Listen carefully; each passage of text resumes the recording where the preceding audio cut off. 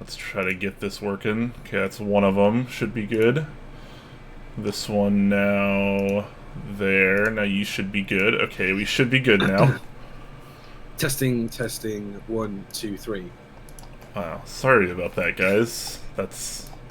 We'll just blame... It's very OBS. Brian. Very OBS of it to change my sources after an update.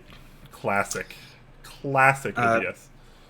Big shout out to Mr. Petrov and Jayshav for subscribing at tier 2 and tier 1 respectively. Mr. Petrov is on an 11-month streak, as is Jayshav as well, both on 11 months. Next month is a year, guys. Let's see if you can make it a year.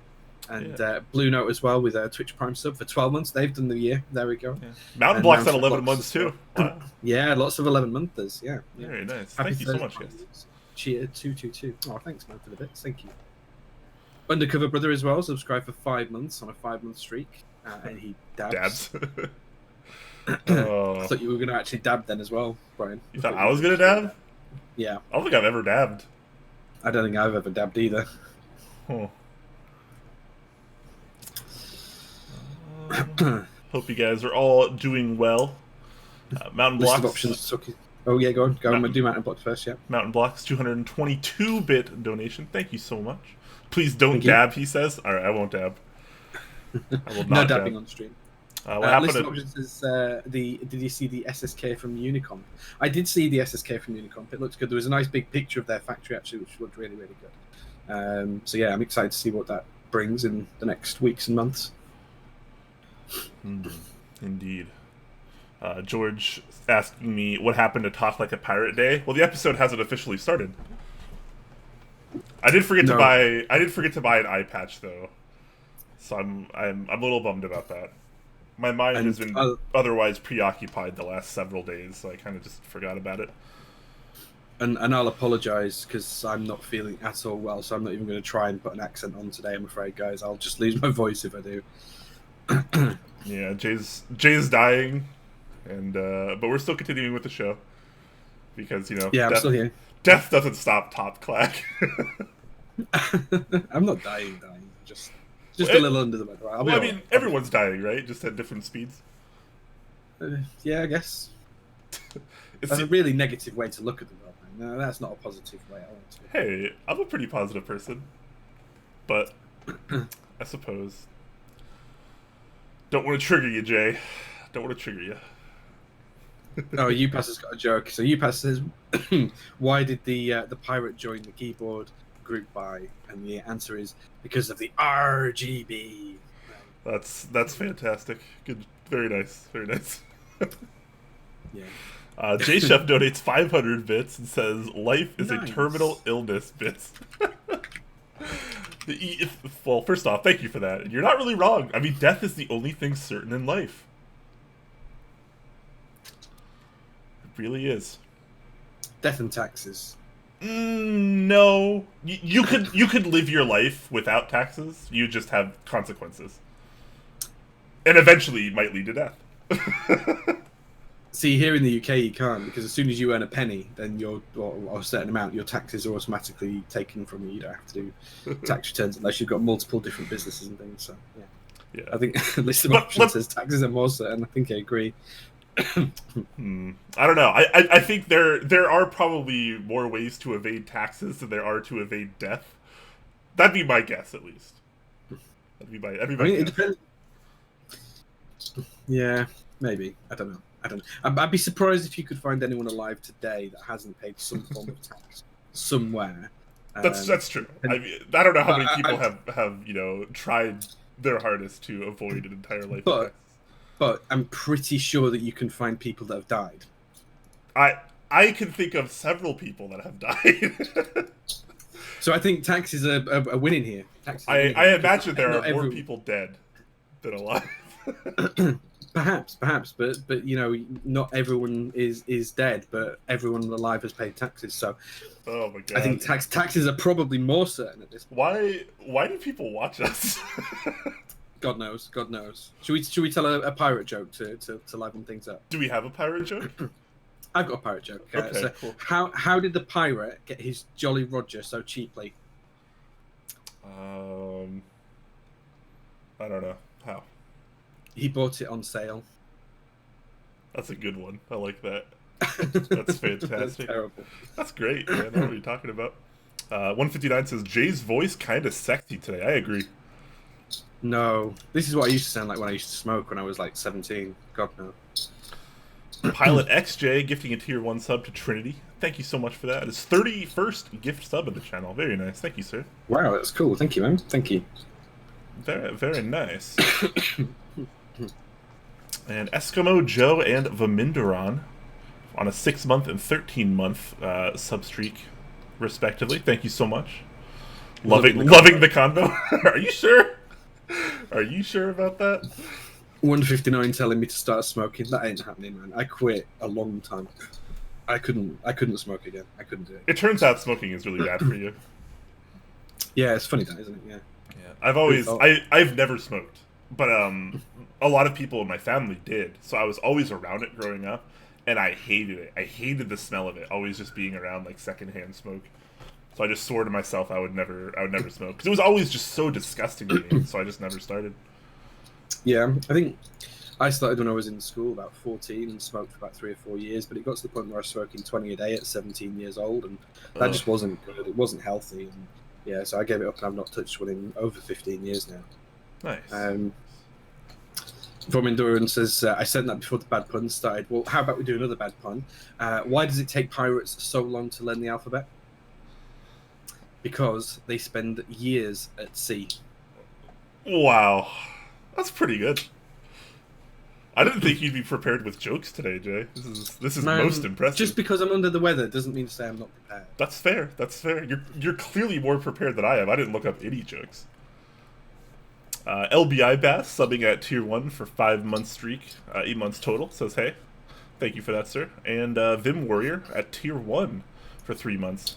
Says, I call you the keyboard news channel, very good content. Cheers, guys. Yeah, sometimes we just talk about other things during the pre-show, because, you know, we're human too. We experience things outside of keyboards, believe it or not. Like terrible pirate jokes. Like terrible pirate jokes, like illnesses. You know, the usual. Donut Cables has subscribed for 12 months, currently on a 1 month streak. Thank you very much for that, man. We appreciate the sub. Sup to you as well, nerd. All of us nerds out here. Speak for yourself. Apparently I'm sounding sexy today. Well, you sound very sexy. Wait, are you saying that nerds can't sound sexy? No, because I'm not saying that. That's pretty bad. Yeah. That would be unfair. You're right. Who do you think is nerdier? Us for doing a keyboard live show weekly for 3 years, or the people that watch said show? Who is nerdier? Just to be clear, I haven't done it for 3 years. I've done it. Well, that's fair. That's fair. So there we go. So, but like if you were at the beginning, like you probably would have been there the entire time, and you'd probably still be. Yeah. Okay. Fair, let's just be like Top Clack as a studio has been around for 3 years. So, do you think we're nerdier, the hosts of Top Clack, past, present, and future, or the people that watch us? I think we're just all in it together, and you know, I think it's as simple as that. We're all part of the same community. Just because we do different things in the community doesn't make us any different. You know, I think that's all the same. Yeah. Just to be clear, it's totally fine to be a nerd. I love being a nerd. Oh yeah. I've been a nerd my whole life for one reason or another. Things that I'm into, but the thing is, in schools today, it's cool to be a nerd. When I was at school, it was not cool to be a nerd. It was not at all. But it's very much the thing now, I think. Yeah, even when I was in school, it was very looked down upon. You're like, you're a geek or a nerd. You sit in your own table at lunch, and there's like, a small group of you. All the jocks make fun of you. Girls don't talk to you, etc. I didn't realize it was cool now. Can I go back to school? Yeah, I don't want to go back to school. Thank you very much to Geo for the 5 tier 1 gift subs. Thank you very much for that, and well done to those winners of those subs. Slippery Pete said 69J dummy sexy. 69 times 2. Oh yeah, times 2. Yeah, I didn't see the bottom one there. Yeah, nice. Thank you very much for that, dude. Thank you. Hosts are nerdier. Maybe. People that watch. I don't know. I don't know. It doesn't really matter. I was just curious. Always fun. All right. I guess it's time to officially start the episode, isn't it?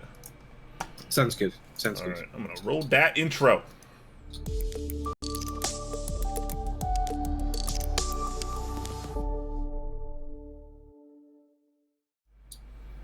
Yar! Welcome to this week's episode of Top Clack.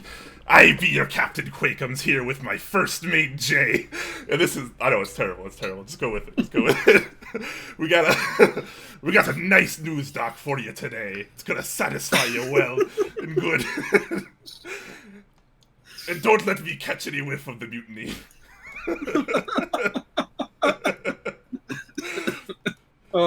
Jay, well done, man. How are you doing today? Even though I think we all can hear how you're doing today, how are you doing today? I'm under the weather, but that cheered me right up. Thank you for that, man. That was very funny. That was good. I wasn't expecting that. You didn't even tell me like during the intro, like you usually do. This is how we're going to do something really quickly. Usually, guys, when the intro's going, we have like a quick 3-second conversation backwards and forwards about, oh, you do the opening this week, or say this, or get to say that. We usually have something like that, but no, today it was just silence. And then he bursts out with that while I'm trying to take a sip of my coffee. Yeah. So, well, I didn't know how I wanted to do it, but I kind of wanted to start with some kind of pirate theme. I know on past episodes when we were leading up to this, I had mentioned that I was going to try to do the pirate accent the entire episode, but over the last couple days, I realized that's absolutely ridiculous. It's stupid. It's such a dumb way to actually attempt to do that. So. Absolutely. I'm gonna try to weave it in and out of the show, just like just for fun. But there's no way that my throat could handle the entire episode. I've got a few more pirate jokes that will sprinkle through. I can't do the accent today, guys. I'll just lose my voice if I do. But I've got a few pirate jokes. Yeah, if any of you are wondering what the heck's going on, today, September 19th, is National Talk Like a Pirate Day. So yes, we are crazy, but there's a little bit of method to the madness due to that. So, bear with us. Also, I'm going to point this out just because I love it. Level 100 Writes You brings the "What are you selling?" quote. If anyone's not familiar with that, that's a Resident Evil 4 reference, and I see you out there. I respect that. Very, very nice. All right, Corbin Dallas sub at 23 months. Very, very nice. Thank you so much. 2 years next month. 2 years next month, man. That's amazing. And Jashef as well with the 500 bits for your little performance there as well. That's really good. Oh man, I could get 500 bits just by talking like a pirate because that's really good value. Yeah, that's pretty good value. Speaking of good value, what has 8 legs, 8 arms, and 8 eyes? 8 legs, 8 arms, and 8 eyes. I don't know. 8 pirates. Oh. I don't know. You fell for the joke. You went for 4 pirates before realizing that they wouldn't all have the legs and things. Yeah, I'm glad someone fell for that one. I was hoping someone would. Upas of Cannon Keys, aptly enough, donates some bits there. Yeah, Thank you very much for that. I thought he would get. Yeah, fantastic. All right, so obviously we do have a nice news doc for you today. It's not too long, so it shouldn't be too overwhelming of an episode. But of course, as usual, we will start out with a bit of a mail call because we both got some things this week, which is pretty cool. Yeah, do you want to go first this week, Brian? Yeah. So usually I just have to sit here, sad and lonely, while you name off the 48 things that you get every single week. But that's not true. It's pretty true. But anyways, I'm coming back swinging of my own volition here. So I did get a couple things. First off, I got some of these Aqua Xylants from Zeal. I asked him if he could send me some samples just so I could test them side by side with the normal Xylants to see if they really are different and or better.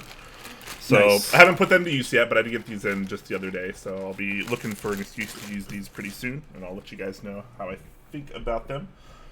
Next up, we also got a sample prototype of the Honeyboard 60, which we talked about, I think, a month or so ago initially on the show. They went from interest check to group buy very quickly. But the idea here is that it's a 60% that has, you can't really see it here, but you will be able to when I take it apart on a build stream tomorrow, most likely.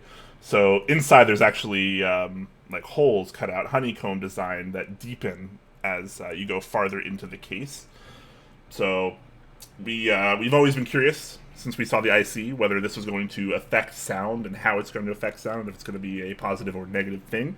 So they were kind enough to send over a prototype sample. So we got this in, and I'll be building that up tomorrow. I have a spare hot swap PCB and HS60 just lying around, so I figured I can maybe try out a couple different switches in here. Try to get. But that'd be good. Yeah, try to get some kind of baseline and how it sounds with maybe some more familiar and less familiar switch types. It'd be good to try some ABS and some PBT caps on as well. See what the sound difference is like across the rows for both types of cap. Yep. So it'll be a fun stream because we'll just be playing around with this and seeing what's up. That'll be tomorrow. So those are the two main things that I got this week. Also, just to note, I remember when we checked out. I don't know if it was in the group buy thread, but I think it was in the interest check thread, or when they first did the prototypes. It was kind of like this weird low profile / mid profile design. This is like most certainly high profile. Maybe kind of hard to see on camera, but it's actually pretty deep. So maybe they adjusted it based on our thoughts on it. So that'll be fun to check out. Look forward to that tomorrow. What about you, Jay? What'd you get? I got a few things in. So I got a whole raft of carbon fiber plates. And off the back of getting these and running a small group buy for them because they're just absolutely standing quality. So I got one for the you won't be able to see this on camera, but I got one for the Unicorn, one for the JO2, which we'll talk more about in a second, one for my Exent, and also one for my Jane CE when that arrives as well. So all fixed layout, nice plates. So I'm really excited about using those. I also got GMK 9s in as well. That came in today. Which is a lot nicer than I was expecting. So a big shout out to MyKeyboard.eu for shipping this so quickly. So they've literally got them yesterday. So there you go. You can see the keycaps there. That's a lot nicer than I was expecting it to be. They also sent some stickers and badges as well from MyKeyboard.eu. So I got a really nice one of really nice badge of Yulia licking a keyboard. And you might like this, Brian. You might like this sticker. Okay, yeah, okay. Why would I like that sticker, Jay? I want to hear your reasoning on why I would like that sticker. You have an ISO board now. You have an ISO board, so I thought you might like the sticker. Really? That's the reason? Okay. Yeah. All right. And then the final thing I got was the JO2 prototypes. This came in just the other day. I'm very impressed with the quality of this and the finish of this. So this will be on build stream in a couple of weeks once the PCBs and everything else arrive. But I'm really excited about getting an interest check of this. Excuse the fingerprints. My hands are I'm a bit clammy. I've got a bit of a temperature, so excuse the fingerprints all over it. But I'm really excited to show that off on stream a week on Sunday. So looking forward to doing that as well. Nice. Show the side again, please. Yeah, sure. You can see the side again. There you go. Nice side profile. Very nice. So there we go. That's it. That's all I got this week. Oh, all right. So short mail call from us this week. Very nice. So a couple announcements before we roll into our news doc, of course. This month, September, is Subtember on Twitch, which means all of your subs are half cost. All your personal subs, I think. I don't think gift subs count. No. I've been told. So yeah, all of your personal subs. So if you wanted to sub to Top Clack, maybe to get you some of the additional benefits that it gets you in our Discord server linked below, this is a good month for it. At least I would say so.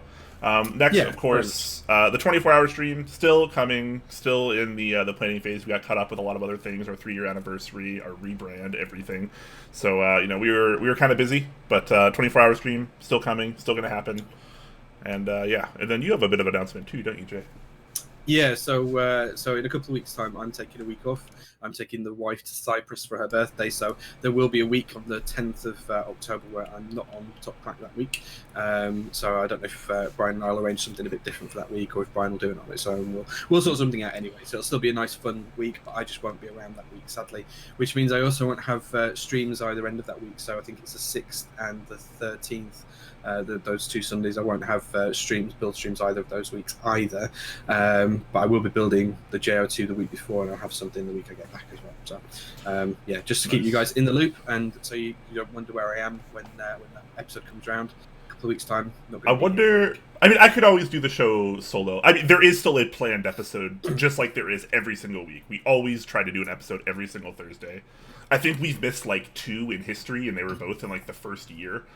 So right. Like it's been they were like on holidays where like everyone was gone, but like otherwise we do like really, really consistent scheduling. So I definitely plan to have an episode. Whether I'll be alone or I'll have a guest host is yet to be determined. Guest host could be cool. Last time I remember, I don't remember what month it was, but I think you were gone for an episode and I had Dixiemech on, and that was pretty fun. So maybe you could do something like that again. Maybe with him, maybe with someone else. Could be interesting. I'll have to poke around, see if anyone's interested. Yeah, I think I've had a couple of people say they're interested, so we'll have a chat about it after the stream anyway. We'll sort something out for that, guys. Okay, cool. Anyways, without further ado, let's talk about some keyboard news. If you guys do have questions about anything, do use them in the Q&A segment at the end of our show, so you can save them for that. Because during the news, we don't look at chat quite as much as we could, so, just keep that in mind, guys. All right, let's roll over to la news. And first up on our dock today is a TKL, an interest check called the Love. Just Love TKL. And this one is by user Ellie. It's either Ellie or Eli, I guess. I'm gonna say Ellie. Yeah, so I think it's Ellie. Yeah. This is kind of a Corsa-inspired base design for a TKL. Corsa, if I recall, is an older OTD board. Correct. Yeah. And this is kind of a very simple and elegant design. I'm trying to find a side angle. There we go. So not a whole lot going on here. It is a relatively simple TKL. Whether you may or may not love or hate that, totally up to you, obviously. But they're aiming for a very simple design at a pretty low price as far as TKLs go. They're looking to start this price around $335 US, which is relatively cheap in the custom TKL world. Most of them veer towards the $400 range or more, so that's not too bad. How do you feel about this one, Jay? I think it's quite nice. I like the look of it. It's simple, it's elegant, it's clean. I like the fact that it's not got a super steep angle. I think the angle on this one's 3.7 degrees, so it's not too far off flat. It's only kind of raised a little bit. So you can see that on the side profile picture that Brian showed a few minutes ago. I think the weight design is quite nice. It's nice and simple. Nothing too much going on, nothing too fancy. It's no frills board, right? It's not trying to be anything, with coming out all guns blazing or anything like that. It's just trying to be a nice, simple, good-looking, attractive TKL. The wing keyless blockers look great. I think the blue and the pink colours look fantastic as well. There's a lot of modern sets that would go really well with those.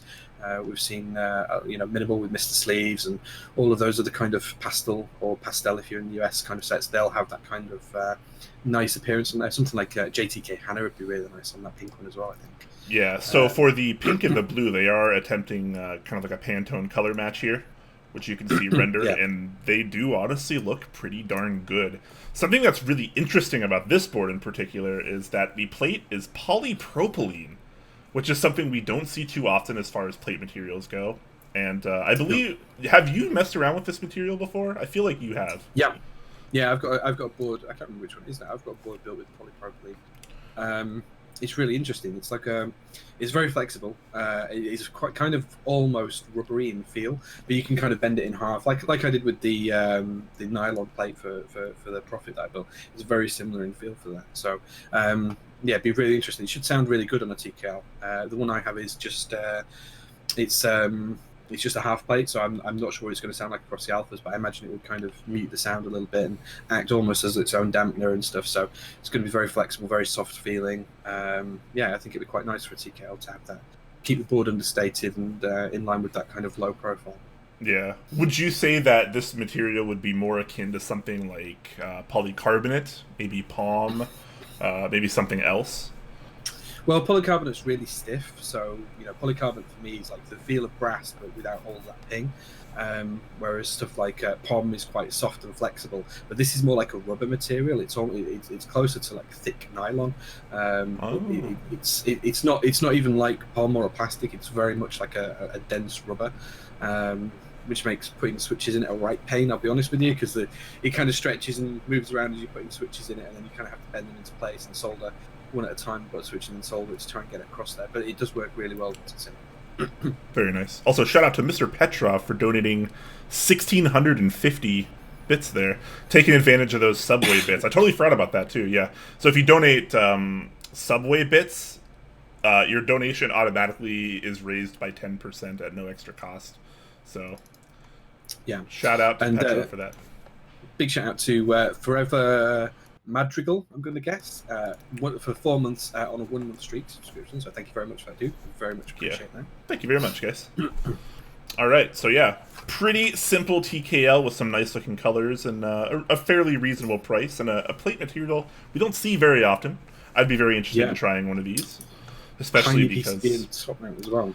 Yeah, so I think in the original, before this interest check was edited, when it was originally posted, I think they had included a PCB in the kit. They have since removed that from the kit and just said that it supports this PCB. Watch for the upcoming group buy that's going to be, for the H87A PCB by Heinebusch. Yeah. So one of the really interesting things I've just noticed as well is that the top mount is going to use nylon screws as well. So that's going to be interesting to see what they. How robust they are. The only experience I've got with nylon screws is on the VEA, and they're used for case screws to hold the case together. And I'll be honest, they're not the best screws for holding two heavy bits of metal together. So I'll be interested to see how they stand up to the pressures of typing on over time. I don't know if you've tried anything with nylon screws, right? I haven't. No. I wonder. Are they using that here? Do you think because of the polypropylene plate? Potentially, yeah, but I'm just not sure how, because one of the challenges that I've had with the VEA is that the nylon screws, they lose the thread over time, especially under pressure. Yeah. So especially when it's on the plate where you're typing, you've constantly got an up and down motion pressing against them. That friction may wear away over time. So yes, it's interesting. It's interesting. I'd like to see it. Yeah, maybe there's some reasoning there that they can share. The other thing I'd be worried about as well is with the polypropylene, because it's going to be quite flexible plate. Even if the PCB keeps the board rigid and doesn't have any flex in the PCB, it's still going to move up and down with the flex that you're going to see in the plate. So I'm also, well, not worried, but I'm also wondering about the amount of clearance underneath the PCB to the bottom of the case. That type of plate material might flex enough for you to be able to short out on the bottom of the case. So that's another consideration for this one as well. Yeah, and obviously you can tell by these side profile shots that it's not a very tall keyboard. It's 18 millimeters in the front, which is already a little bit shorter than standard, and the angle being only changed to 3.7 degrees. That's a really, really, really close to flat typing. I don't know if these renders are before or after the change, because originally they did have it set as a 6.7 degree angle. So they lowered it a full 3 degrees down to 3.7. That's a really big change. Yeah. So obviously you can see from these side profile shots that this is not a very tall keyboard. And like Jay mentioned, obviously plate, very flexible. PCB, hopefully there's enough clearance there. It wouldn't be the first time we've seen that kind of issue when you have a flexible plate on a short case. I believe the QXP also had an issue with that, as well as the at least some of the prototypes for the Sirius. So, yeah, hopefully that's not going to be an issue there. Maybe they've taken that into account. We can only hope. Yeah, I think we just need to see how the board turns out. I mean, the other option as well is I'm sure you'll be able to get another plate made up, something that's a bit firmer if they are bending and causing concerns, and other plate materials would work. Just need the vial to get it cut in brass, aluminium, or POM, or carbon fiber, or anything else you want. Yep. Definitely. All right. So this is going to be available in a pink and blue color, Pantone matched, and also silver and black if you're a little bit more of a traditionalist. It is going to be limited to 25 to 30 units, unless they change that during the group buy phase. That's the current plan. And there is a quick shipping cost breakdown for you. So it seems like they already kind of have everything under control, and they kind of like this. It almost feels like this interest check is practically a group buy thread. They could just launch it right now, and they already have all the details. So I imagine this will probably be coming soon, unless they make any serious changes. All right. Next up, we have the Kotai case for the Preonic, and this is, of course, an interest check, as you can see, and this is a fairly simple, fairly elegant, low-profile case design. If you're a fan of the Preonic already does have metal case options in the high-profile realm, but here we're seeing low-profile take the center stage. So the top here is going to be a 4mm thick CNC'd top with the plate already integrated in it, and then there is going to be a 4mm thick bottom plate as well with the mounting holes that already correspond to the metal standoffs in the Preonic. So pretty simple stuff here. There is going to be switch cutouts at 1.5mm. So the reason they do this is in plate materials that go beyond 1.5mm, switches don't always clip in because they're not designed to clip in. So you have to machine specific cuts in thicker plates just so the switches can actually snap in there as opposed to just falling out. So yeah, how do you feel about this one, Jay? I think it looks quite nice for what it is. The Preonic's been around a long time. Lots of people have them. Lots of people try it out as their introduction to ortho boards. So I think something like this could do quite well. This is a bit more of a premium case, even though it's still low profile. The renders look great for it. I think it looks really nice. It's clearly well designed, seamless design as well. So yeah, I think it looks fine. I think a lot for me on this one is going to depend on the exact price and the options offered. I don't think it's one I'll join because I don't have a Preonic. In terms of prices, I think the extra tops were. I think the price was like 170 euros. I think if I saw it rightly, and then so 120, something like that. Yeah, so the current estimate for the price is going to be 180 euro. If they hit 75 orders, that drops down to 170 euros, so a 10 euro saving there. And of course, you can get extra parts at those costs as well. The interesting thing about this one is, as you can see in this picture, there's also an optional brass bottom. So if you wanted a Preonic maybe a little bit heavier, a little bit more premium, depending on how you look at things, that could definitely be an option there. So this is going to be compatible with the Revision 3 Preonic PCBs, which you can get at OLKB. I think they are going to run alongside this as well, a group by run. So that way that everyone can actually get a PCB with it if they desire. Like, let's say you don't already have a PCB. You don't need one because this can be like an all-encompassing product as well. Yeah. So, yeah, pretty interesting stuff. They do have a couple color options. So the top you're going to be able to get in black, dark blue, or Cerakote white. That one's going to have an MOQ of 10. Not too hard to hit. White's probably going to be a popular color for this, let's be honest. Oh, yeah, for sure. Yeah, the bottom, yeah, exactly. The bottom, you can either get clear coat silver or brass. So again, that brass option, people probably going to be going with that one a lot. I imagine, a lot of people like the weightier keyboards, but it's kind of a conflict of interest in terms of this kind of being a portable keyboard as well. Obviously, a lot of people like those small ortholinears or sub 60% boards because of how portable they are, and adding a lot of weight to that kind of counteracts the reason why you want it to be portable. But hey, different strokes for different folks. It does look pretty good as far as low profile boards are concerned. Not my favorite, I think but so as well. It's pretty nice. Yeah, that's fair. That's fair. I think big shout as well for the fact that this is an EU group buy, so another product being run from Europe. So Steph is based in Europe, who's running this, and also Salvan, who's based in Europe, will be doing the machining for all of the parts as well. So he'll be doing the cases, the bases, and all of the parts in all the different materials and metals, and doing the Cerakoting and anodizing as well. So it's good to see a project sitting in Europe being made in Europe. Most cases these days are made in China. So it's really good to see something that's going to be made in Europe and keeping it close to home, which is good. Yep, and Salvan's been doing pretty darn good work. If you're following his Instagram. Yeah, if you guys don't already, follow Salvan's Instagram, because he is constantly putting videos up and short clips on there about how he goes through processes, showing the challenges he has, the failures, the successes. Pretty much everything he does is always up on Instagram. Every few days, there's always some really good stories on there, so well worth checking out. He's very passionate about it, and it shows. Yeah, and it's always a good way as well to see secret projects that he's working on, because sometimes he shares stuff that he shouldn't as well, which is quite funny. Yes. Anyways, this is slated to begin next month in October, so if this is up your alley, definitely make sure to check that out. We'll cover it again once it hits the group buy phase, of course. So look forward to that. Right. Should we move away from keyboards and onto key sets now? Yep, so we do have quite a few key set topics this week. The interest check train never really slowing down lately. It's still chugging along. And this week, Rensui is going to start us off with an interest check for Cat Atlantis. Yes, another cat set. Nice, finally. And a pretty darn good-looking one at that, if I do say so myself. Yeah. I liked his joke in the first line of this. Instead of calling it Cat Atlantis, he calls it Cat Atlantis, which I quite like. I think that's a really fun play on words for it. That's very, very cute. So I love the way this one looks. It looks a little too busy with a lot of the novelties. And so when I first saw this, it made me think of GMK Phantom. How far off am I?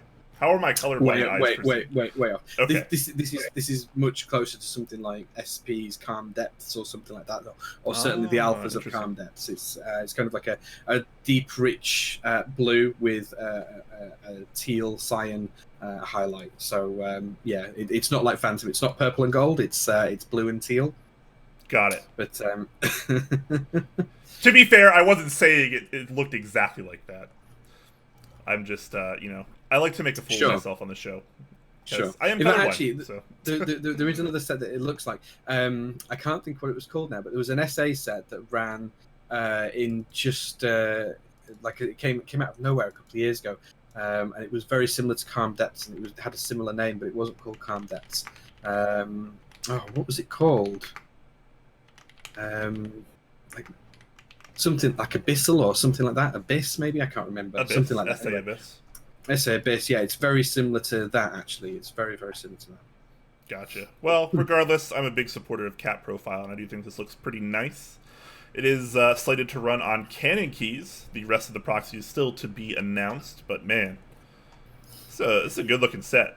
On a good-looking board. I'm really glad they rendered this on the Chimera, because I think this kind of color combo here is really works, really beautiful. Yeah, absolutely stunning. Yeah.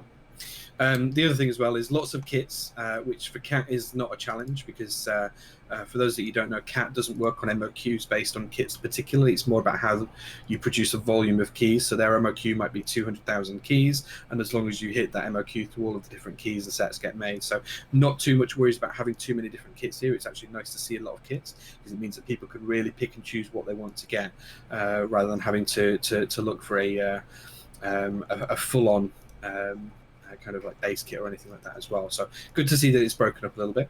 And just in terms of the kits, you can have the Alphas kit, which is the dark alphas seen in the top renders. There's also some alternative alphas, which are kind of like flipped in terms of the colorway. So they're like a teal cyan color with blue legends on instead. You've also got Modifiers kit, which you'll need anyway if you're back picking up the Alphas kit. That'll give you pretty much coverage for any board. Sangan bottom row, 60%, 65% TKL, all of those other modifier keys on there as well as some novelty arrows as well, some alternate arrows as well. 40s and ortho kits, pretty much everything you could possibly need from there. Novelties kit as well. There's some really good novelties kits, and in fact, actually, Brian, I've got some questions on that for you, so we'll come back to those in a second. Then you've got a standard numpad kit, standard space bars with the extra B key, and the UK ISO kit as well, which is really nice to see as well. Although there is one mistake in this UK ISO kit. Can you spot the mistake, Brian? Hold on. I feel like I should be able to. It's very, very subtle, but I'll see if you can spot it. Uh-oh. If it's very subtle, I probably won't get it, obviously, as someone that doesn't use ISO. I'll give you a clue. Look at the 3s and tell me which one's wrong. Oh, yeah. It's supposed to be pound instead of euro. Okay. Yeah. So it's just supposed to be the pound. Yeah. So So the that doesn't need tweaking and changing. So you pass. I know you're watching. That's the first bit of feedback on this particular set. Yeah, fair enough. But it is a pretty good looking set. And actually, what's pretty epic is I think the best novelty of the entire set is the ISO one. Right? Is the ISO the Kraken or whatever this is supposed to be. I guess I don't know. Yeah.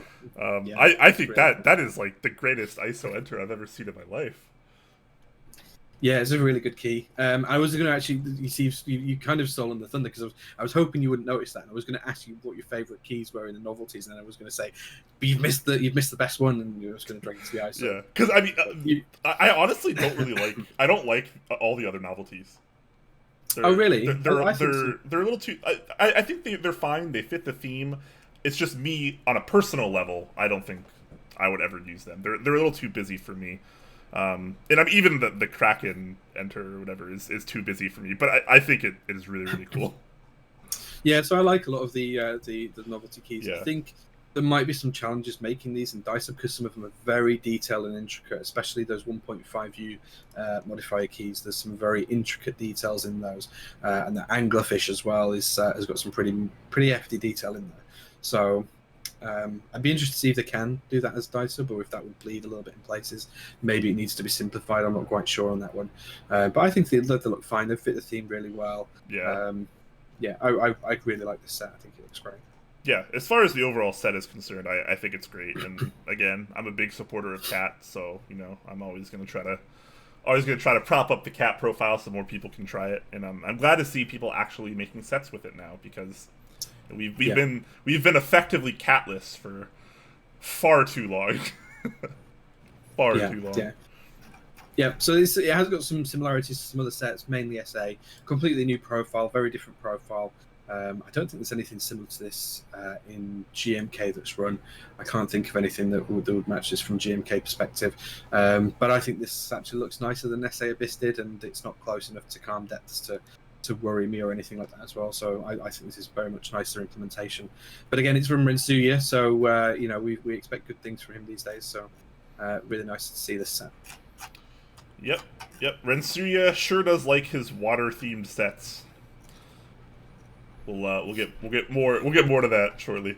The next up is an interest check for GMK Nightshade. And just as much as Rensuya likes his water-themed sets, Blind Assassin seems to like his night-themed sets.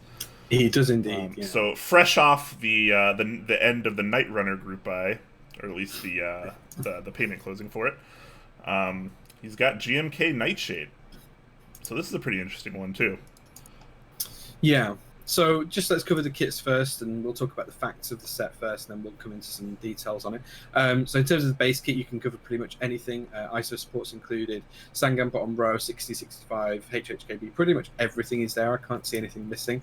Interestingly enough, on the ISO front, there is almost full UK ISO. It's just missing 3 keys for full UK ISO. So it's nice that they're attempting to get a better mix for that as well. And what I would like to call out as well is that they've got a lot more options for the numpad as well. So usually you don't get the 2 different variations of the equals and the plus and stuff like that as well. So it's nice to see those options in there too. But other than that, I think it's a really nice, well-rounded base kit. Also, just call out it's using the new centered legends that Dixie and Janglad have created for 9009 on the. You can see that most clearly on the shift keys. So really nice to see that people are starting to adopt those molds. I think they're going to become the GMK standard going forwards, which is a good change in my opinion. In terms of other kits, you've got the Spacebars kit, which is just standard these days, split Spacebar support for both colorways and an extra B key as well. The 40s kit looks really interesting. 1.25 you enter finally, so Abeck and I will be happy with that for our Equinox boards. That's something that's good to see as well. Covers most boards in there, no issues. So I think this looks pretty good in terms of coverage. What do you think of the set itself, Brian? What are your thoughts on it? I think the colors are pretty good. I mean, purple's always been kind of a favorite in this community, and that's never really slowing down. It seems like this community really, really, really loves purple, and I'm all for it. I think this one actually looks better than Night Runner personally. I think this set's a little bit nicer. Sure, it's a little less in your face, which I kind of appreciate. So yeah, looks pretty good. He is using all Pantones here. And he does say no RAL colors match what he was wanting, and that's totally fine. That is the reason to use Pantones. Yeah, I think it just needs a little bit of extra work with Pantones with GMK. But the guy's an experienced set designer. He's got sets under his belt, so I'm sure he'll be well aware of that. And when the vendors and dates are announced, I'm sure they'll help him out with it as well. So it just needs some really good quality control on the checking of the sample caps. Just a couple of comments from me about the set. I think it's it does remind me of 2 sets that are also one's in IC and one's in group buy right now. So it kind of has shades of First Love for me, especially on the modifiers. I kind of see that as being a similar draw, and it also reminds me from an Alpha's perspective of Dracula. So that's kind of interesting. I'd like to see some side-by-side colour examples, and I haven't had a chance to prepare that before the show, so normally I do try and look at that kind of stuff if there's anything I think it's similar to, but I haven't had a chance, so I will have a look at that and perhaps revise my opinion. But I think the set works well. I think I prefer it without the accent keys personally. If I was going to use a set, I wouldn't use the accent purples. I'd just use the standard modified colours and alpha colours. Mech Merlin says, "Love at first bite." Oh man, you're responsible for this pun, Jay, because you said First Love and Dracula. Yeah. Yeah. Regardless, it is a pretty good looking set. I would be curious to know though. I mean, obviously we've seen it with some sets. I know Dixiemech likes to do it where whenever he releases a set, he has a bunch of other sets that people think it's similar to, and he compares them side by side. I think that's almost going to become more commonplace as we move forward, just because there are so many sets coming out. We see it week after week. There's 5, 10 interest checks, just interest checks for sets every single week. Every week. Absolutely. And it's only going up. So I feel like to, get away from this, oh no, you're stealing the colorway kind of mentality that, the community has had a lot of in the past, I think people are really going to have to start, in their interest checks, showing side-by-side renders, of the colors, because there's not going to be any getting away from it. So that's the only way you can really defend yourself, because, so many people are like, well, this set looks like that set, and that set looks like this set, and you're copying this and that, and it's like, well, there's only so many colors under the rainbow. Obviously, there's a lot of them, but we tend to use a lot of the same ones over and over and over again. But this is just purple and black Olivia, right, Brian? That's true. This is based. I mean, if you really think about it, this set is just a recolored Olivia. Right. Just like every other set in existence. So. What I will say is that I do think I prefer this one to First Love, and that's just on a personal level. No disrespect to a Tanny Shot, because I really do like that set, but I think personally I prefer this. I just prefer the juxtaposition of the dark modifiers and the alpha color a little bit more personally. But that's just personal opinion, so there's nothing wrong with either set at all. I just want to reach out to Vomindoran as well around the ISO comment that you made. I did say, I can't find it now scrolling through, but you did say that you'd like to see the pipe / key next to left shift and next to ISO enter. That's the worst possible implementation, because then you end, for me anyway, because then you end with two of the same key, and it's really, really jarring to look at on the keyboard.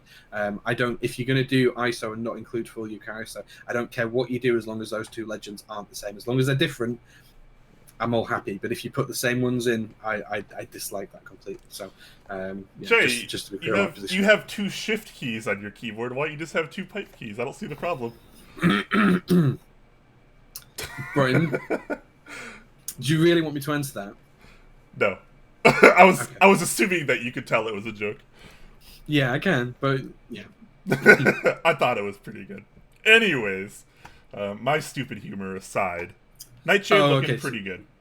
Yeah, Vomindoran just come back and said prefer R3 pipe and R4. Okay, that's fine, because that's the German R4 key, so that's fine. Yeah, I get that. I would still personally prefer the pipe / on R4 and then the hash tilde on R3, but that's again just because I'm UK, and yeah, as long as they're different, I'm fine. Yep. All right, so a lot of things still to be decided here, including the vendors and the dates. We can kind of surmise, based on Blind Assassin's history, that the US proxy is probably going to be the key company. So that would be my guess at the very least. And, the rest can all be guessed as well, generally speaking. But we'll get there. We'll get there. We'll check this out again once it hits the group buy phase. Best of luck to Blind Assassin on this one. Yeah, I'm interested in that one. Yeah. All right. Okay, jumping over then to the next set. This is, I think, the first ever interest check from Lightning 11, which is unusual because he's been such a popular member of the community for a long time. And I think he's very well known in the circles.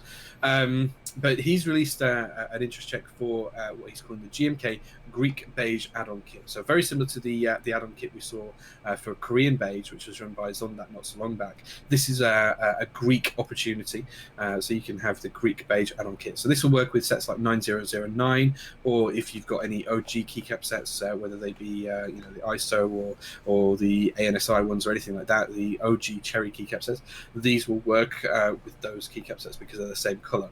I think these look great. So they're basically replacement alpha keys for the W, R, U, P, S, D, F, G, J, L, C, V, and then a couple of the punctuation keys as well. And it basically gives you full Greek coverage on the keyboard. What do you think of this one, Brian? What are your thoughts? I am a big fan of this. I have always kind of really liked the Greek sub-legends ever since I had the... Gosh, what was it? I don't remember the actual brand, but it was the KB6851, and it was kind of like it was kind of akin to like a Sig Mini Touch, and it had this pristine SKCM White Alps. It was brand new in box, and it had Greek caps, Greek sub legends, and it was just absolutely fantastic. So I kind of fell in love at that point in time, and I totally kind of forgot about it, to be totally honest. But I've been waiting for this, and I'm glad this is happening. I'm really curious to see the price, because obviously you don't need to replace all of your alphas with a kit like this, like you might with other languages. This one is a little bit more simple, and obviously, as you can see, has much fewer keycaps than a lot of the other add-on kits. So I'm really curious to see what kind of price we're going to achieve here. This is going to be maybe like a $30 kind of affair, a $40 kind of affair. Yeah, that's where I'd price it. I think $30, $40 is probably fair for this one, and I think it works really well. I think this is a must-buy for me as well. I think it's going to be, really absolutely. Excuse me. So just in terms of the vendors, they've already been announced in some areas. So Novelties is going to run it in North America, EU, Asia, and Australian proxies will follow soon. So Lightning, my recommendations will be in the post to you. I'll send you a PM with some recommendations on that. But I think this looks really good. I think, this just kind of works. It's one of those things that just adds a different touch of class to the keyboard. I've often done this with 9009 and used OG German keycaps to replace like the M key, the W key, because they have really nice sub-legends on them as well for the DE language compatibility. So I've often done that, and I think this is an opportunity to mix and match with more sets, and that can never be a bad thing in my opinion. Yeah. So, looking forward to this one. Of course, it's going to be pretty easy to hit. MOQ is only 150 because they're stock colors, and GMK already has the molds for this. And this is like we were talking about at Seattle, right, Jay? When we were like, we should really have a catalog of what GMK are capable of, because a lot of people don't know that a lot of these sub-legends actually exist, and there's a lot of them. It's not just Hangul and hiragana and Greek. There's many, many, many others. So there's a lot of languages, I think, and I'm going from memory here, so I might be wrong on this, but I'm pretty sure Andy said they'd got about 60 languages they could support, which is pretty impressive when you think about it. And you might have seen me question them on some languages for something similar quite recently, Brian. I'm not sure if you saw that, but you might have done. I don't think I did, but now I feel like I need to. Yeah. Anyways, just goes to show you that GMK are capable of a lot more than our community uses them for. And it'd be nice, and obviously we did pitch this idea to Andy as well, of GMK, that it'd be nice to have a kind of an open catalog that everyone can look at and see what's available, not just in colors, but in terms of, languages, fonts, etc. So, yeah. We'll have to look out for this. Definitely, like you said, this is a must-buy for me as well. So, looking forward to this one.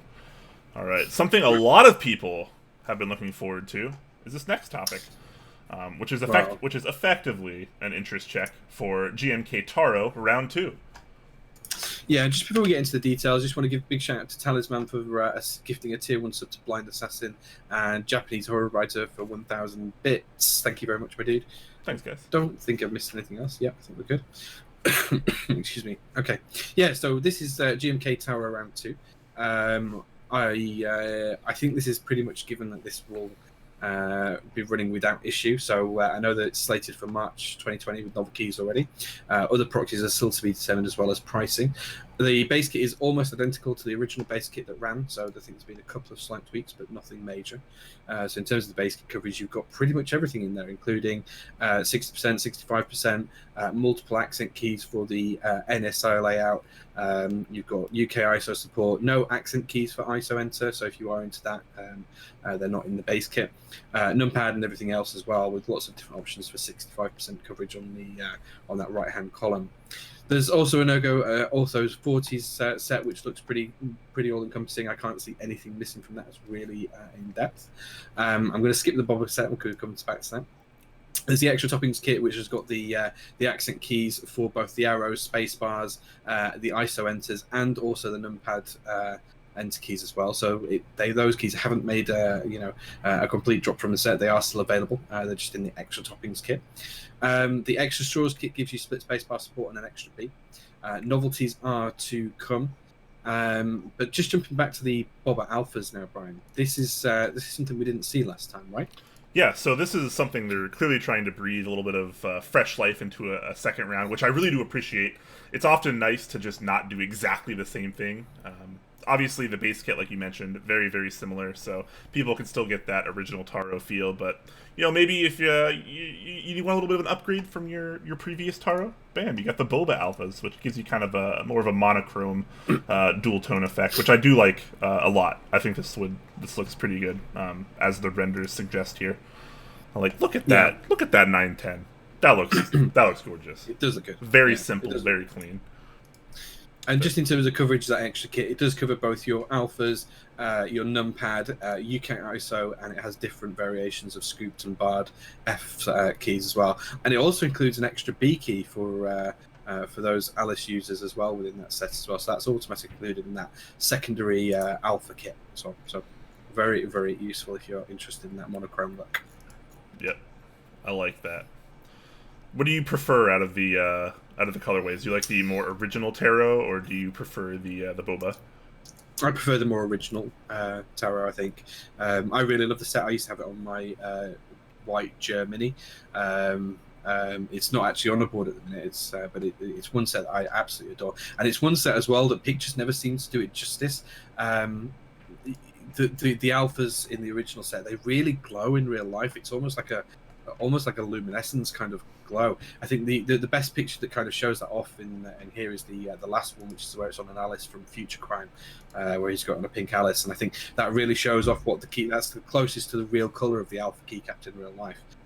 They are really that bright and vivid, but still kind of pastel at the same time, and it's a really impressive color to see up close in person. And I don't think I've ever seen a picture of the set do it full justice.